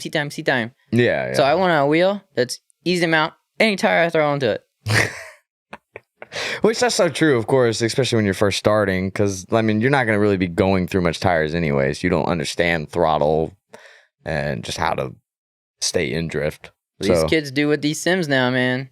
Oh, yeah, you start on a sim now. Fucking Christ, you're better than half those drivers in the field. I've had some people participate in my drift experience, and they're like, yeah, I got 1,000 hours on the sim. I've never drifted a car in real life. And by the end, they're like left foot braking and full throttle, and I'm just like, pfft. Oh yeah. I guess let's jump into kind of more or less just your program, how you run it, how like for each event, like what. Let's start here. Whenever you're searching for crew members or anything like that, what are the most important positions to fill first on a crew for FT? Yeah. So before I get straight into that, what a driver has to do during the off season is has to solidify their sponsors so they can set the budget for the year. Once they set the budget for the year, then they can figure out what modifications they can do to the car and how much they can afford to bring on as far as how many people and just there's all these operational costs. So once the budget's set, then I go looking for crew members. The idea is that I create relationship with these people so that they continue on every year. It's extra work to have to bring on new people every year. I would assume so. Yeah, it's just like hiring for a business. In the Prospect series, it does seem that teammates do change hands from time to time. So it's not abnormal. You know, to orchestrate a full new team every year, I think is not necessary. If you're doing your job correctly, you should be able to retain most, if not all. But nevertheless, you definitely need a spotter. Okay. And I've been very fortunate. Mateen has been my spotter since the beginning, and he's fully dedicated. We love Mateen. Mateen's the man. 2J Drift, that's Mateen. Got to keep that spot consistent, I would say. Mechanics are very important, and I think it's very important to have more than one mechanic because if you have at least two, you can have a good flow. Someone can be jacking up the car while the next person's zipping the lug nuts. Right? Oh, okay, yeah. That person who just as simple moved from the stuff like that. jack can go over to removing the tire because the other mechanic's now gone to the other wheel, right? Yeah. Then they can find a good rhythm. And this rhythm's important because this rhythm ensures that wheels are tight, fuel is topped off, you know, all the things that we need. You know, tire pressures are maintained. Yep. You know, these rolls are all going to be set. The presence is going to be set, and they will find good working relationship together, and they'll vibe well, right? Because everybody wants to be here. It's drifting. This is cool, right? Yeah. So they love what they're doing and they're passionate about it. They're going to find that way. And then after that, this is where it's a little bit more loose. I would say the most important things is the spotter and the mechanics. Having a crew chief is fantastic, but it's a very tough void to fill. Very tough job to fill. Yeah. Well, now when you say, I feel like that term gets brushed over a lot. What do you mean specifically by crew chief? What would a crew chief be doing that like your spotter wouldn't already be doing or your mechanic wouldn't already be doing? Blah blah blah. Yeah, and I think this might even be an opinionated question, right? A mechanic's a mechanic. It's always going to be, yeah. I think, in my eyes, a crew chief should be someone who is your assistant, is the overall, I'm Another you, almost? Okay. Overall, I am the manager of the team, right? Yeah. Right? It's my car, it's my team, it's my operation. But this person is supposed to help alleviate some of those tasks and those responsibilities off me so I can continue to focus on the things that are pertinent to what I'm doing that day. Mm-hmm. So I don't want to have to remind any of my crewmates that we only have 4 tires left that are mounted. It's time to go get other tires dropped off at tire stacks for them to get mounted. Okay. Right? That's like not something I want to be thinking about when I'm participating in Formula Drift. Yeah. So if someone can do that, that's great. If someone can make sure there's good communication, if there's a radio whose battery died, there needs to be somebody who can like get that going right. This person would ideally also come to drivers meetings with me or town hall meetings or attend to these quarterly meeting calls so that they're acclimated with the new rules and they've read the rule book and they have a general understanding of everything that's happening. Okay. These also, another huge job would be to make sure that the right people are in the right place, right? So make sure, spotter. Your spotter, you got to be here at this time. In 15 minutes, it's go time. So be sure to start making your way to the spotter tower. Yeah. Tell the mechanics the same thing. When those wheels get spun, go ahead and start taking the rest over there to get changed, like shit like that. Right. When the day is over, that's when we do our nut and bolt check, right? Oh, okay. On the car. That's smart. That way, if we find something, we have a whole night and a morning to address it if it's something larger. Luckily, we haven't had any huge issues that required that. But if you do it right when the days are, when you get knocked out in qualifying or when you get knocked out in a battle, you can do your bolt check right then and there. Get it done and over with. Super smart. I don't want to have to remind the mechanics to do that. Yeah. I want my crew chief to set the presence and set the tone. Hey, we just brought the car in. Because I'm not usually driving the car, right? I'm of course all over the place. I have to be at a driver's meeting or something, whatever. Right. And they bring the car back. I want to come back to my pits and see that it's being taken care of. I don't want to have to be like, all right, guys. You know what I mean? Like. Yeah. So those kinds of things. Would you say that that's probably the most stressful position in a crew or FD? It depends on what your management skills are. There are some people who are great managers and they want to do that job. They want to be the enforcer. They want to follow a schedule. They like to keep things on time. Do you think like organization is probably the best skill to have for that position? Sure. Okay. But I also do some things I think some of my competitors don't. I make my own schedule for every round. Oh, so like an itinerary type? Yeah, ordeal? It mirrors the Formula Drift schedule, obviously, right? Practice like is this day, qualifying's this day, competitions this day. But it says media interviews before or after practice and talks about how practice went. And that way we have that video clip for the recap. Gotcha. Right? Yeah. After the competition's over, another media thing would be, we're going to go create content now while the fans are all still here. And we're no longer in the show, right? And we can go do that. Just having these like reminders, right? And that's just for media. Like I have a whole nother schedule for spotter. We need to have a spotter debrief after practice. We need to have another one after qualifying. We need to be talking about these things, and it needs to happen as soon as it's over while it's fresh in our head, so that we can talk about the changes that need to be made, or just whatever. Yeah. So all those things. Do you think there's like a certain aspect of that would, I guess, go too far of structuring and planning things out to where it really dilutes a lot of the fun for it? Or do you think the structure is highly important to be able to maintain the amount of fun and, get work done type aspect? It sets the precedence for this professionalism of this motorsport. Okay. So if you're coming to FD to have fun, you're coming here for the wrong reasons. This is a professional motorsport. This is the most competitive form of automotive drifting in the world. Mm-hmm. We need to have our teammates working adequately as a team, completing the tasks to be best prepared for the next thing. I would say I do disagree. I think drifting as a whole is for fun. Like you should be having fun no matter what level you're doing it at, and that should be the main priority. But I'm curious to see where you're going with this. Yeah, no, we definitely have fun. Yeah. I just do you ever find that there might be a line you shouldn't, not necessarily a line, that sounds dumb, Or like there might be too much planning involved to where it restricts your crew from having fun. Not at all. The tasks that are given to them are stuff that they've signed up for. If Well, that's true too. Yeah. mechanic knows he needs to do a nut and bolt check at the end of every day. This is a reminder. Hey, before you start drinking all night, right? Do your Let's bolt do check. the nut and bolt check first. Don't have 4 beers and then go. I'm all for getting drunk, dog, but hell. Let me do that nut and bolt check now, huh? He's marking it and he's like completely missing the bolt. He's like, shit, I swear it's right there. Also, my media guys are supposed to make recap videos. That's part of their role. That's why they're employed to be in the position. We need the raw content so that they can go and edit it. Yeah. If we forget to talk about how qualifying went, we've lost that segment of that video. True. How many media guys do you carry with you? 3. 3. Holy shit. Is Yeah. that normal for FD drivers? I don't know. That's what I do. So, okay, so what does each one of them do? Is like one catching every single run, one's catching like personal shots with you in the pits, and then one's catching like footage throughout the event? Yeah, so my media manager honestly allocates those roles out a little bit more specifically than I do. But the idea is that someone's out on the track, right? Yeah. That's why they have the vests.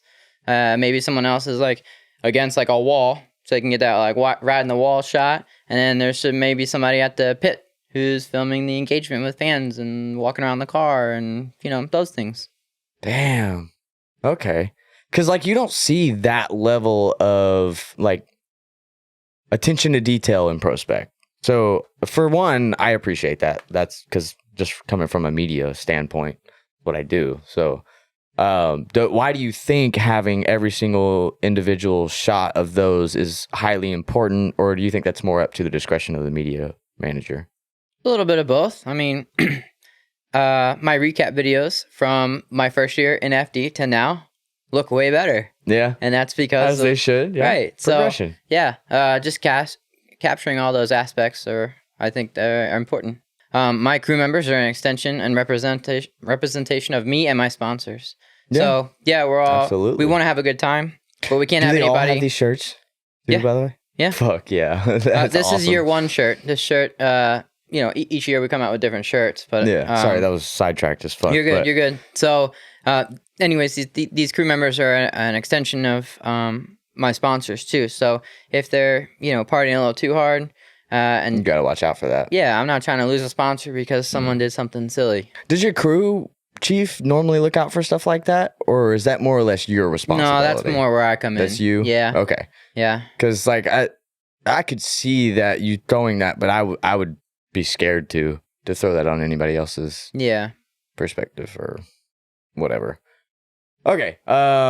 So shit, where was I then? Or did you have more to add to that? No. No? Okay. Let's see. On the spotter. So because everyone seems to have like their own way of being spotted. Like if you ask Ben Hobson, like he doesn't even really give a shit about being spotted. Like which is very odd for how good he is. It's insane because you'd think like he's getting all the information in the world. But what is your route of what you think is important to get out of your spotter in between each lap or each battle or whatever it is? Yeah. So I have a conversation with my spotter after every run, as I'm like making my way back to the line or, you know, during practice or whatever. You're right. Some people, they talk to their spotter while they're drifting, or the spotter's like yelling in their helmet. Well, I don't do that. First off, my car's so damn loud, I wouldn't be able to hear you anyways. Yeah. But yeah, so we just go over the run, and it's like, I think, especially in Prospect, that you can kind of self-spot up to a point, right? Mm-hmm. So I think going into like top 16 and higher is when spotting gets really aggressive. But below that, am I in the zones? Am I running the right line? You know, you don't have to tell me, hey, good job, buddy, right? Like, I need to know, hey, man, we start off outer zone 1 crate, transition to outer zone 2, a little shallow, so just try to stick it out a little more in outer zone 2. Yeah. Don't tell me how to do it. Don't say pull that e-brake to make that happen. Don't say clutch kick to make that happen. Don't tell the driver how to drive. Tell me, hey, you could be another, you know. Do you see that a lot with other drivers where they butt heads with their spotters because of that? I don't know, maybe. Yeah, you ain't got to be blunt. That's fine. I get it. We get the hint. We get it. Okay, then I guess like, because that seems to be, as far as crew members go, the biggest turnover rate position is the spotter almost, right? Or is that just like a perspective from the outside kind of looking in? That's the most secure position I have in my team. So I guess I'm an anomaly so that's my next to that. question is because I see a lot with a lot of the guys that I've talked to, they have had multiple spotters, and like finding the right spotter is a big issue. So I guess what have you tried to put in place to be able to keep that spotter position filled by the same exact person? Is it just the dynamic of both of you working together, or did you have to be like, look, this is the way I need it from the jump, and he just like took to it and you never had to question him again? Like what, like how does dynamic your work? spotter needs to be in it as much, if not more, than you are. And there's only two people that can be like that. And that's either someone you're in a relationship with, which is why you see a lot of, girlfriends or wives to the drivers. That's true, yeah. They are fully dedicated. Yeah. And if maybe they're not drifters, but they will get you the answer. They don't actually have to be a driver to be a spotter, because if you are aware of the car has to be in the zone and it's not in the zone, or you can talk to the judges, hey, look at my guy's run. Yeah, you don't have to know a fucking thing about how the car works. You just need to tell me what the judges said. Yeah. Right? Like, it's almost kind of nice Which to the judges offer spotter help too. Yeah, so they do. Like, and no one in Prospect takes advantage of it. I've heard that. That's nuts to me. Whatever. So, so I don't know. It's kind of nice to maybe have a spotter that's never drifted before, because they can't tell you anything more than what they're right. Yeah. However, Mateen, who is my spotter, has been drifting forever, and he's a great spotter. You know what I mean? And if I'm wondering how to get the car in the right place, then we can talk about, hey, what would you do in this situation? Would you do an e-brake here? Would you do a clutch kick here? Like, left foot brake? Am I left foot braking too hard in your opinion? Yeah. Those are where I can ask those kinds of questions and get better results. Yeah. And that's normally after the fact, not when you're driving back to the pits talking to your spotter. Yeah. Because that's, like you said, you're just getting the direct info. So he just knows, like, just give it to directed quickly as possible. And you have to film every run, because you have to go back and watch it both together, and slow it down and be like, oh, like I can see, I was this far away. It's time to, I've seen people up there doing like voice memo notes and stuff too, instead of typing it all out, which that's way smarter. I think you just say it and just listen to it back, or I guess you could be doing the type speech to text or whatever. Just call. Yeah. Well, no, as far as like the spotter taking his own notes for him to refer back to, because I find that stuff interesting. I'm a very analytical person, so and then there's some spotters who are super analytical. They're timing every run and like the clickers and shit. And that's awesome, great for them. I don't know how that would help me right now, but yeah. Now you had mentioned obviously when you set your budget and everything at the beginning of the year, before you go looking for these crew members, how would you compare, I guess, your budget to all of the other drivers in FD, and how would you compare your crew to them as well? Like, do you see your crew as more efficient even though you may have a lower budget, or like what's your thoughts on that?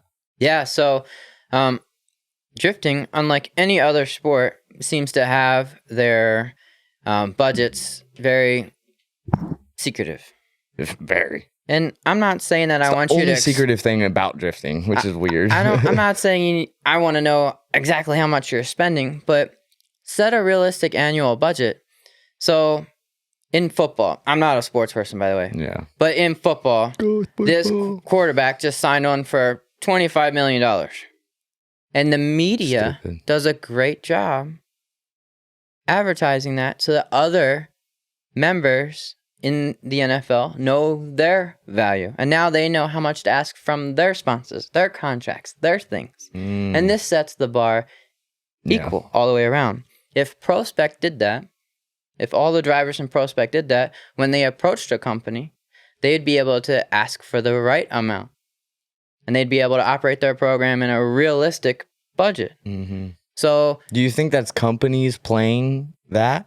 Because I think within contracts for sponsorships, most companies would like you not to specify what they're paying you. Right. And I'm not asking you for what you're getting paid. I'm asking you for what your budget is for the year. Like the total budget. Yeah. Okay. Yeah. So that includes your personal income, your sponsor income, your everything income. If I can going directly to the If I can do program. 4 rounds of FD. Yeah. For, I'm just going to put a number out there. Let's just say 10,000 a round, right? So if I can do all of FD for under 50 grand, why in the world should any driver, especially in prospect, go to a sponsor trying to get $250,000? What do you? Yeah. Why do you need $50,000 a round? What are you doing, dude? You're driving 4 weekends a year. Yeah. Well, now I will say, like, if you're at the RTR level, like, obviously there's so much more going on at the booth, so you have more people to pay, and like that's obviously a different circumstance. Sure, that is a different circumstance. Yeah, we're talking about the normal guys. I'm talking FD. about pro spec. Yeah. Pro should realistically have an idea how to obtain sponsors and figure out what that real budget is. They shouldn't be learning that stuff. They should have already have learned the resource. that. They've been through more of it. They should have already know how to do that. Right. Okay. Wow. All right. So I guess, dude, I could go on for days about FD stuff because I am just not an advocate for it. Every avenue that I look at is just like, why? Why do you want to put yourself through all of this? Which, like, I mean, you have more of a structure base to it, so it seems like there's a vision going in place.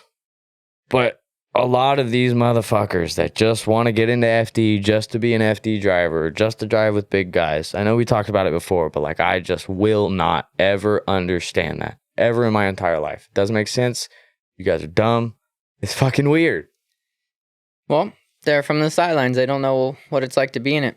Yeah. If they volunteered on a team or, came to multiple rounds and saw it repetitively, yeah, maybe they would have a different idea about it. So if someone came to you today and said, I want to drive FD, what would your response to just that sentence be? I would be encouraging as an active FD driver. So I would be like, oh, that sounds awesome. Like, what series do you compete in? What kind of drift car do you have? I would ask those kinds of questions. And if they were actually, oh yeah, I have this S13 and it's got a V8 in it and I compete in, this Pro-Am series, I'd be like, wow, that's really cool. Like, yeah, you got something going. Okay. Have you ever been involved in an FD team to see what it's actually like in the world? No? Maybe you should do that. Yeah. Now, how often do you actually get those people that are like, I have this car, like I've been driving these events, blah, blah, blah, versus the person that's like, I drive a Civic. So I've never drifted, Yep. That is situational. If I'm at an FD event, I have tons of fans walking up. So we might get more of the Honda Civic things like you just mentioned. Yeah. And I'm not trying to be mean to anyone. Like that's just a thing that happens. But. With a larger crowd of people, I get an array of, right? Yeah. But when someone is truly passionate about, they are competing in a series and they would like to know more about being in an FD team, they present themselves to you.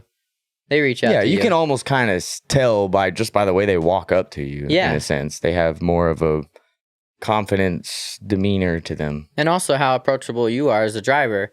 Are you actually engaging outside of your pit at these rounds, or are you hiding in your trailer and not talking to anybody? Yeah, that's very true too.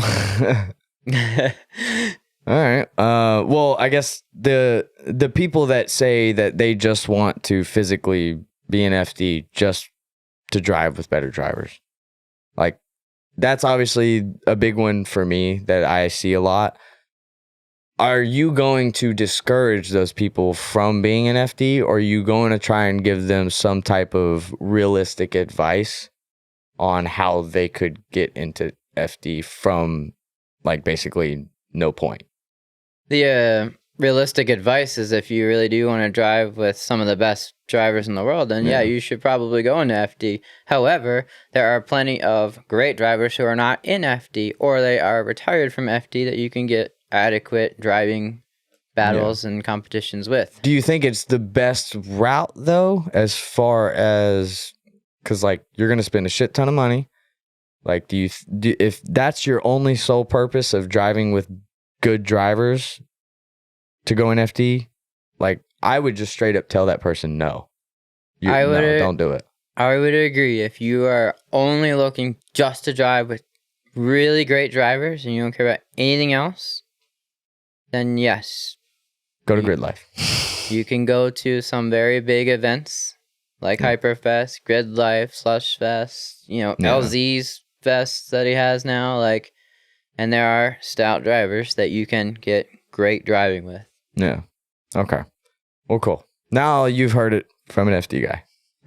Multiple times at that. I'm not trying to like pressure you into say something either. Like that's just real stuff. I know people kind of like pitter pat around that because they want to uphold this vision of FD and being able to make it to the top, and like not necessarily even doing that either, but like people hold FD up on this pedestal like it's an amazing accomplishment to make it to the very top. Like it is, but realize you don't actually get much out of that unless you're bringing something to the table yourself. The reason why I'm dancing around that a little bit is because there's much more to provide as a FD driver than just the being able to drive with the other drivers. It's learning how to market your brand and learning how to obtain real sponsors. Also, there are secret proprietary suspension knowledge and car setup knowledges that for some reason are only talked about at FD. You never hear them talked about anywhere else. Yeah. And I'm happy to disclose any of that stuff.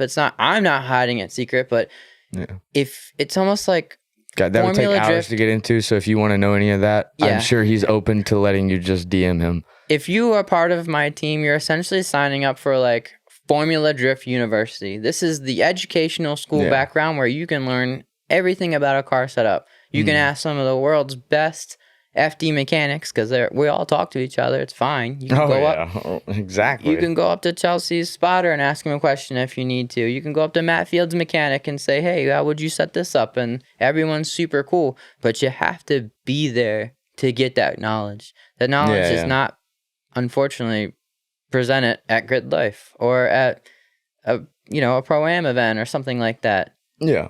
No, I'm sure if you went up and asked any of those guys that are in FD that are at Grid Life, they would probably tell you, but not just same guys. As open about it. Yeah, that makes more sense. Okay, so I guess speaking back on your crew, and so you said you are actually physically hiring right now, right? Or did you already fill that role? I'm currently have some positions open, and I'm inquiring. Some people. Do you want to say what positions they are? I currently have 2 mechanic positions open, as my previous 2 mechanics from last year are going on to grow their own program from the knowledge that they've learned in FD and the experience. You named one of them. He was on the podcast. Yeah, Chad. Shout out Chad. Chad was on this podcast. And he's awesome. I'm really excited to see how he performs in his Corvette this year. I know he really wants to take it up to the next level. And then Jarrett was my other mechanic. And Jarrett also has an S13 that he's looking to, climb up the ladder and do his things with. Sick. So Jarrett and I actually just drove together at the Drift Mansion in December. Nice. So that was a lot of fun. I have great relationships with past and current members of my team, and I'm just looking for the next group of guys who want to get their foot in the door and see what this is all about. Okay. Do you have any do you actually do interviews, like sit down interviews with people? 100%. Okay. Absolutely. Awesome. I have a full interview sheet, questionnaire. Everything. Perfect. I love this. Okay. Do you have like one of those unique questions that you ask people in an interview that is like very odd, but makes sense to you? No. No? No. Damn. Sorry. Most people, people that have to interview people for a job position have like that one question. And my dad used to have to do this. He used to have to interview people for, I think it was a security company or some shit. But he's very militant. Comes from a military family. He was in the army, blah, blah, blah. So his random question that made sense to him, gave him an answer. But like when he asked it, it almost like completely caught everyone off guard. Do you make your bed in the morning? Okay. And now that obviously, like I just said, that sounds fucking weird. Like, why do you even need to know that as a employer? Yeah. You know? But like, it makes sense from being in the military. That starts your entire day. Yeah. So if your bed is not made to a T the way the military says, you get docked for it and you have to pay the consequence. So this basically just shows that you can be consistent. You're able to do your job on a regular basis without being told. Yeah. And you like to be organized almost. There's a sense of organization to you. So it shows you all of that just by, do you make your bed in the morning? Yeah. So that's a smart fucking question if you ask me, bro. I don't know. That's All right, I'm gonna start asking y'all if you make it better, all right? Yeah, there you go. Dude, there was another one that someone told me one time that was even better than that, but I don't remember what it was. I mean, if I'm being interviewed, to go off tangent just real fast. Yeah, go life for it. advice. This is a fantastic interviewing question if you're looking to get a job. The last question you ask at the very end of the interview, when they say, okay, well, do you have any last minute questions for us or wrap up in this interview? You ask, is there any reason based off this interview why you wouldn't hire me for this current position? I've heard that one too. Yeah, And that's this a allows really good one. maybe some gray areas that maybe they were concerned about to be talked about, and then you can explain it and hopefully reassure it. capitalize. Yeah. That's smart as fuck, dude.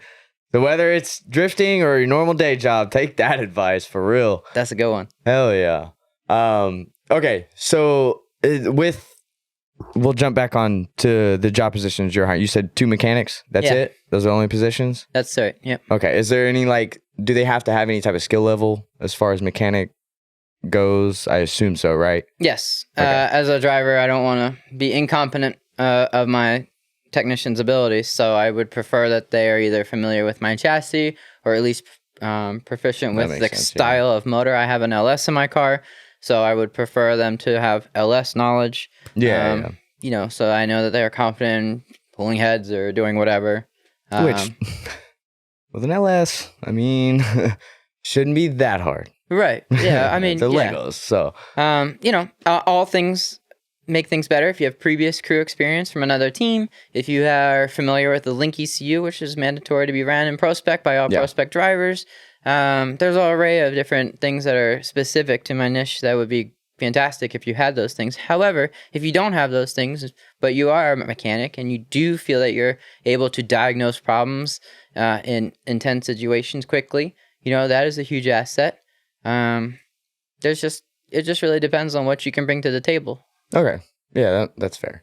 I'm just curious because I assume at that level, like, you need some type of skill level, whether it's just being a mechanic in general or whatever. I guess I never really thought about being chassis specific because that is a weird quirk. Because with the Z, dude, I could draw you a map of the bottom of my Z. Yeah. That sounds stupid, but like I could do it if you asked me to. But if you asked me to draw like the bottom of a WRX, good luck. Yeah. I don't even remember the last time I looked underneath one. Yeah. So that's very important. Okay. I do have to ask. I saw on the post it's unpaid. I knew this was coming. Why is it unpaid? I knew this was coming. I have to. I'm the host. I have to ask this. Why is it unpaid? No, this is all. I'm open-minded. I would explain this to anyone who would ask anyway. So, it is. So I talked about in the beginning of the off season, you need to solidify your sponsors so that you can set the budget. Once you set the budget, you can figure out how much you can allocate to your team, your car, the program as a whole, whatever. So therefore, currently there is not enough funding to be paying someone to fill that role. And if funds present themselves, whether if I get winnings from an event, I'm happy to share those winnings. Yeah.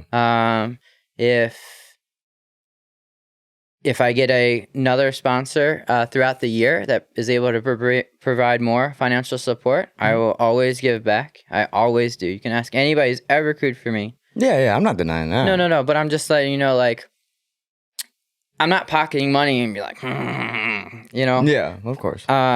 So yeah. I wish I I was. know you're not the only one that does this in FD either. Of course, so of course. I'm not singling you out either. I wish that I had additional funding to pay these 2 mechanic positions that I would like to, but I currently cannot do that. Yeah. And So this might be the difference of having an FD qualified mechanic versus having my local town mechanic who thinks it would be really cool to do this. Yeah. Okay. So I guess what the perks of it, because I know you listed some perks in the ad, right? The Facebook post. Yeah. So what are the main perks you would say come with the position, even though it is unpaid? Yeah. So every person has an operational expense that I am absorbing. So I am paying something. It's just not directly to you where you can go and buy a pizza with it. Right. I am taking care of all transportation costs. That includes a seat in the truck if it's a drivable event, a flight on an airplane if you need to be flown somewhere, a rental car if we all fly in somewhere and we need cars to drive, right? So transportation costs are all absorbed by me. Also, hard cards for each. It gets expensive. Holy fuck. Hard cards for each member are very expensive. I spent $6,000 in hard cards last year. Okay. $6,000. What is a hard card, actually? Hard card's just that badge that you wear that allows you to be a mechanic at FD. Oh, okay. Yeah, makes sense. it's just your credentials. I didn't know that was the term for it. So, yeah, all that stuff just costs money, you know? It's expensive, and every year I try to give back and more as I can. So, and I know one day I'll get to the point where I can pay mechanics. But I also really don't want someone, if I was able to pay this year, I wouldn't want someone to sign up because they're like, yeah, I want to make a paycheck, so I'm here. I don't know anything about drifting, but I'm a certified mechanic from the drag world or something. Yeah. No, I don't think you would necessarily get that because you're going to be... I would totally get that. I got plenty of messages in my inbox saying exactly that. I'm sure you get a bunch of dipshits that are just like, I'll fucking do it, blah, blah, blah. They don't think that drifting's like nothing real and it's some whatever. And they're like, I feel like once you put a price tag on a job position, though, there is a more official aspect to it. So a lot of those people will get discouraged from even like shooting their shot. Yeah, I know. I really wish I feel I'm very professional in so many aspects of my program, and the fact that I can't pay for this position destroys me. I know that hurts, dude. I'm not like seriously. I have my own opinions on because I know you know that it lit a fucking fire on Facebook. And it did. Kevin got a hold of it, which he gets a hold of everything, and the president of Formula Drift messaged me about it. If that means anything. No shit. What did he say? Or can you not say that? Keep doing what you're doing. You're doing great. Okay, cool. Yeah. Don't let anybody beat you down. So, like, obviously, yes. That's why I said on that post, like, there's so many circumstances that it's almost way too complicated to even answer this or even put someone's opinion on this. But, like, I do think that there should be some type of compensation once you get in the FD level, whether it's pro spec or pro, but I think that's restricted based off of what FD has done. So FD hasn't opened it up wide enough to where the sport's big enough, to where spectators are involved enough, to where there is enough funding within the entirety of the sport. So yes, although I do believe any position that's filled in FD should have some type of compensation, I know it's not possible. There's always going to be those quirks and those specific people that can't do it.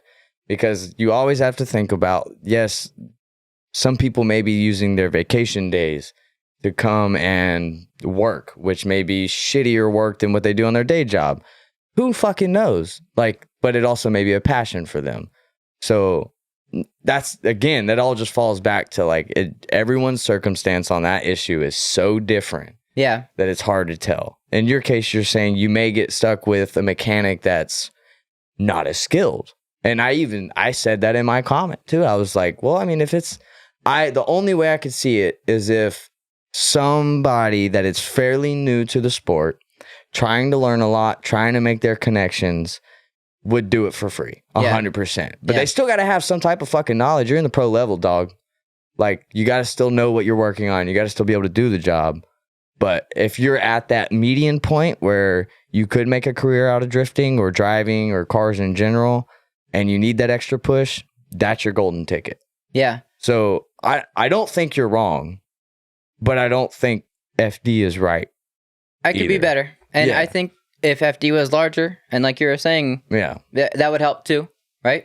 What was I about Support to say? FD. It supports those guys. It supports you guys. The more you support something, the more that's involved.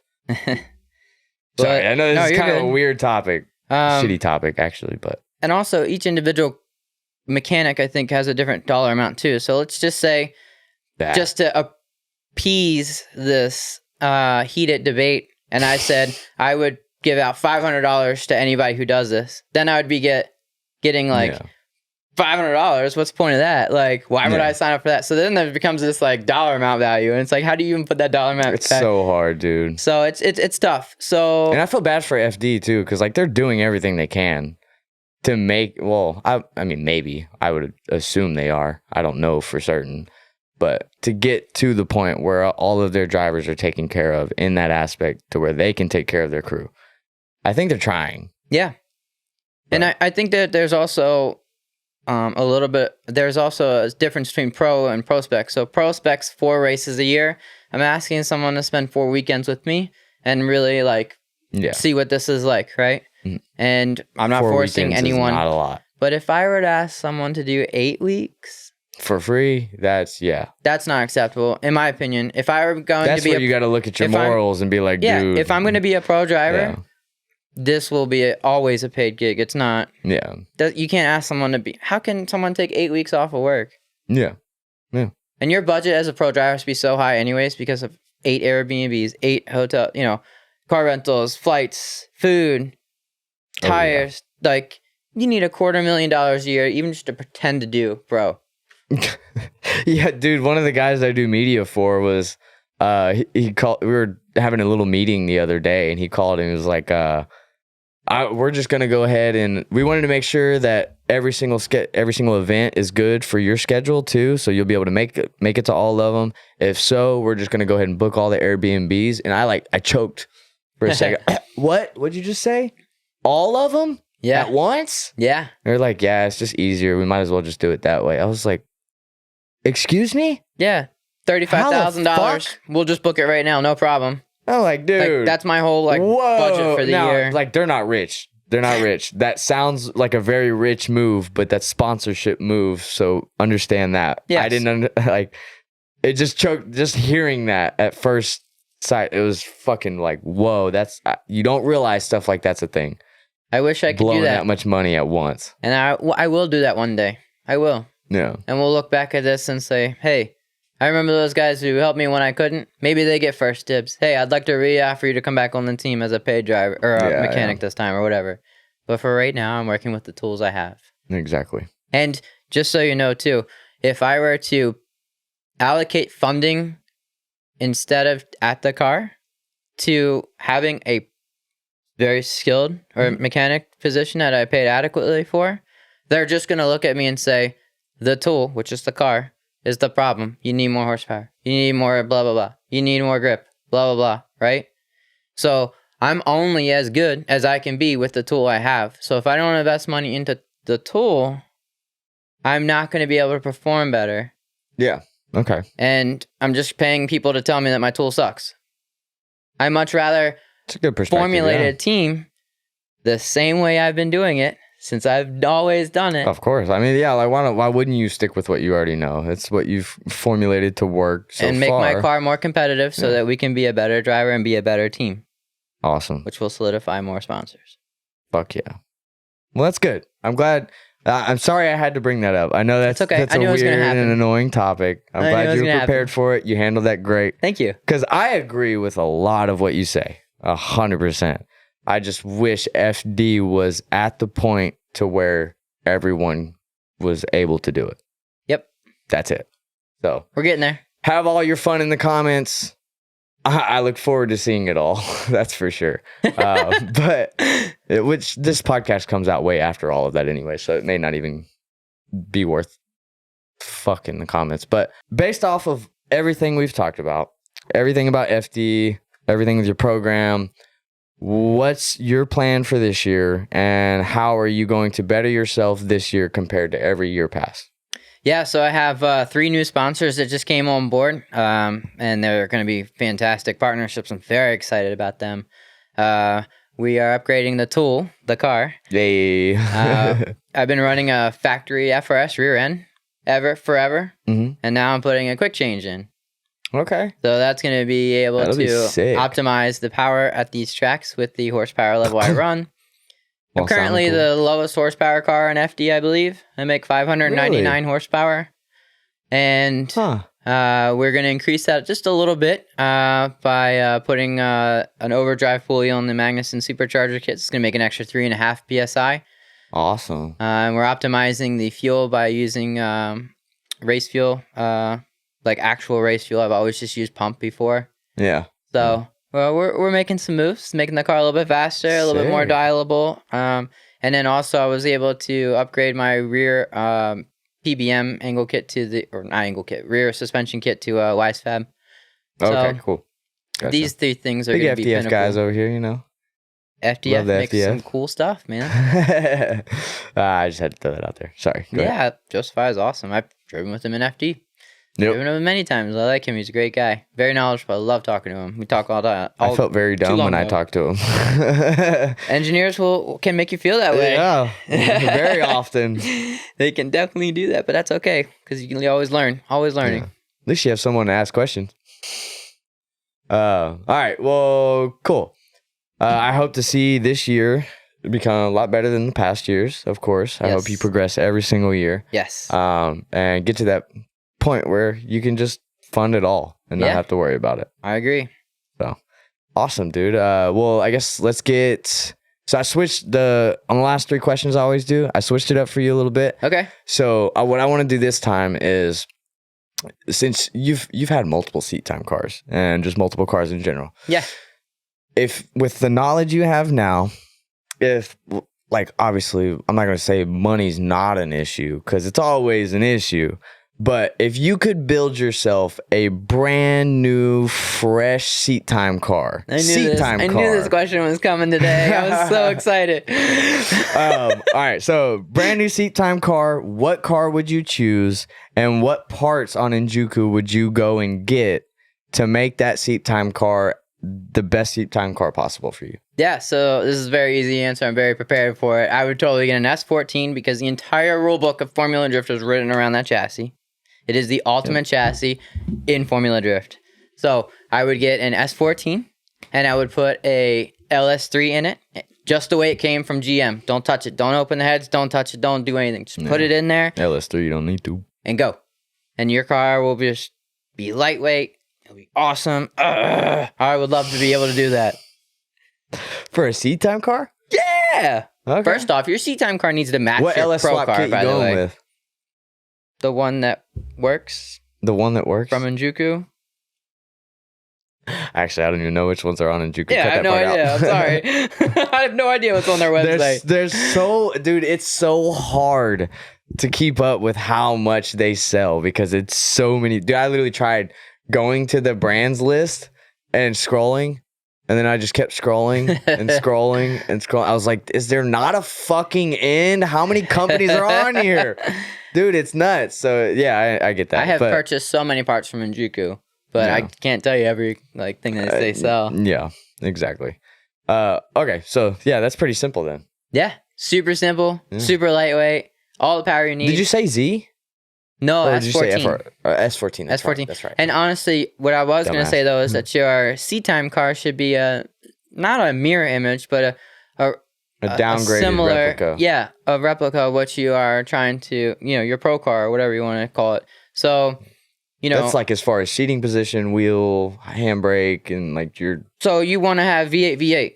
I don't want my pro car to be a V8 and then my seat time car to be a Turbo 6 or completely different driving style. Yeah, it's bad for seat time. Yeah, seat time needs to be pretty matched. Yeah. Same, but different. Yeah. Do you think it's more important, just to jump off of that, more important to focus on the same engine platform, or obviously you could do like if you had an LS in one car, you could go and have like a VQ So it's still NA. It's still like not like you're getting that same throttle response almost. Yeah, you're getting there. So, but You're getting there. So like, my if pro you car had is V8 that- and my C-Time car is VQ. okay. So if it was that instance, would you focus on just like like I said, the seating position, the handbrake position, making sure all that matches, or do you think that actually even really matters that much? To a certain extent. I mean, I personally put my e-brake to the right of side the of the shifter, shifter? and I Oh, pull I it can't do that. towards me. Yeah. Because if I put it here and I pull it back, I always hit the chair. Yeah. Or the well, that's roll how you cage. bend the handbrake and all that stuff too. I have it articulate towards my body. Yeah. So, but that's just a preference, and that's just what I'm going to do in any car anyways, right? Of So, course. Yeah. yeah. Awesome. Well, that's pretty easy then. Hell yeah. Well, what is your absolute best piece of advice for anyone just getting into drifting? C-Time. Go get free tires from the local tire shop. They can all be 4 different tire sizes. I don't care. Weld your diff and don't do anything else. Just go out there and drive. I actually had a guest that said a cheat code for the whole tire shop thing. You go and get a trailer full or truckload of used tires from the tire shop or from any tire shop. Pick out the ones that you want and then go sell the rest to a used tire shop. Okay. And then even if you don't make any money off of it, you got tires that you needed and you're good.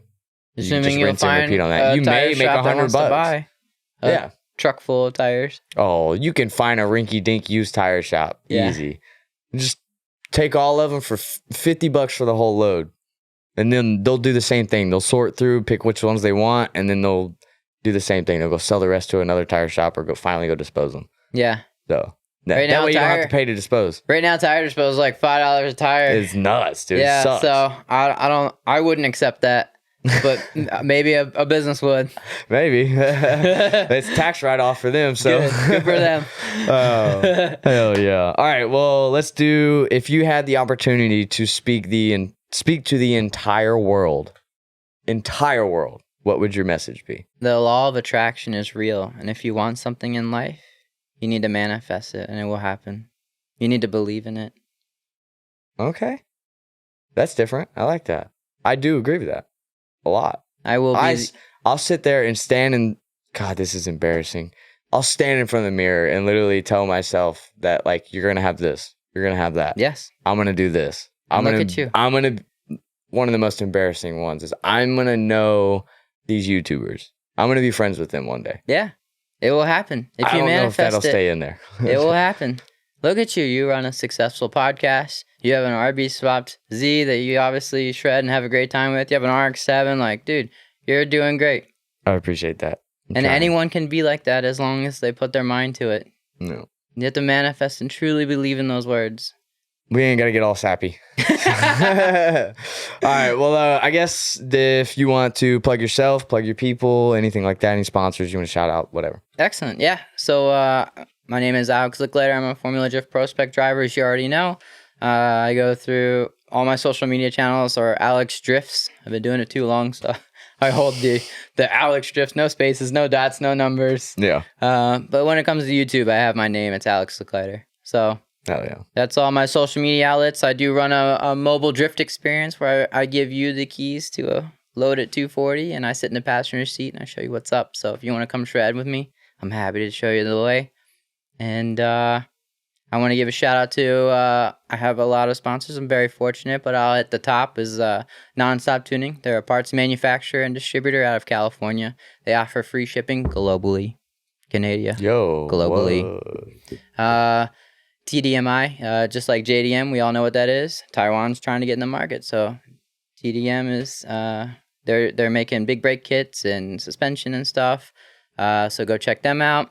Also, Fortune Auto is a huge big sponsor of mine, so we love Fortune Auto. We have their 2 ways on the car.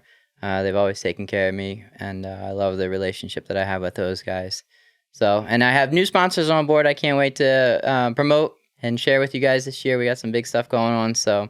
Yeah. Well, you probably have to save that one for your stuff. Yeah, I'm gonna save it if for you me. want to We're find good. all that out, Yeah. go follow him. Of course, Yeah, all check that it out. stuff is in the description too. As far as his channels and you have a website for the teaching. Yeah. It's called Jack Motorsports, JAC Motorsports. Okay, cool. And that's I'll put where that you'll- in the description That's where too. you'll find everything. Awesome. Well, Yeah. hell yeah, dude. Dude, it's been a pleasure to be on the show. Thank you so much for having me out. Well, thanks for flying out. This Yeah, was man. awesome. Absolutely. Fuck yeah. All right. Well, of course, like always, we talked about a lot of parts in this one, but if you do want, you can find majority of the parts on Injuku Racing. So go drop down to the description, click on the link, check out their website, see what parts they have for your car, whether you're building it for your first time or trying to get it quickly ready for the season, like me. Oops. But yeah, go do that. And don't forget about CODP 24 to get that specialized sticker pack from them as well. And if you do want the Grassroots sticker, you can just buy one of the Grassroots Hero shirts and any of the other merch. But yeah, look below the video and make sure you are hitting that subscribe button. And that's really all we got. So we'll see you each and every Sunday for a new episode. Really appreciate it. Thanks. Peace.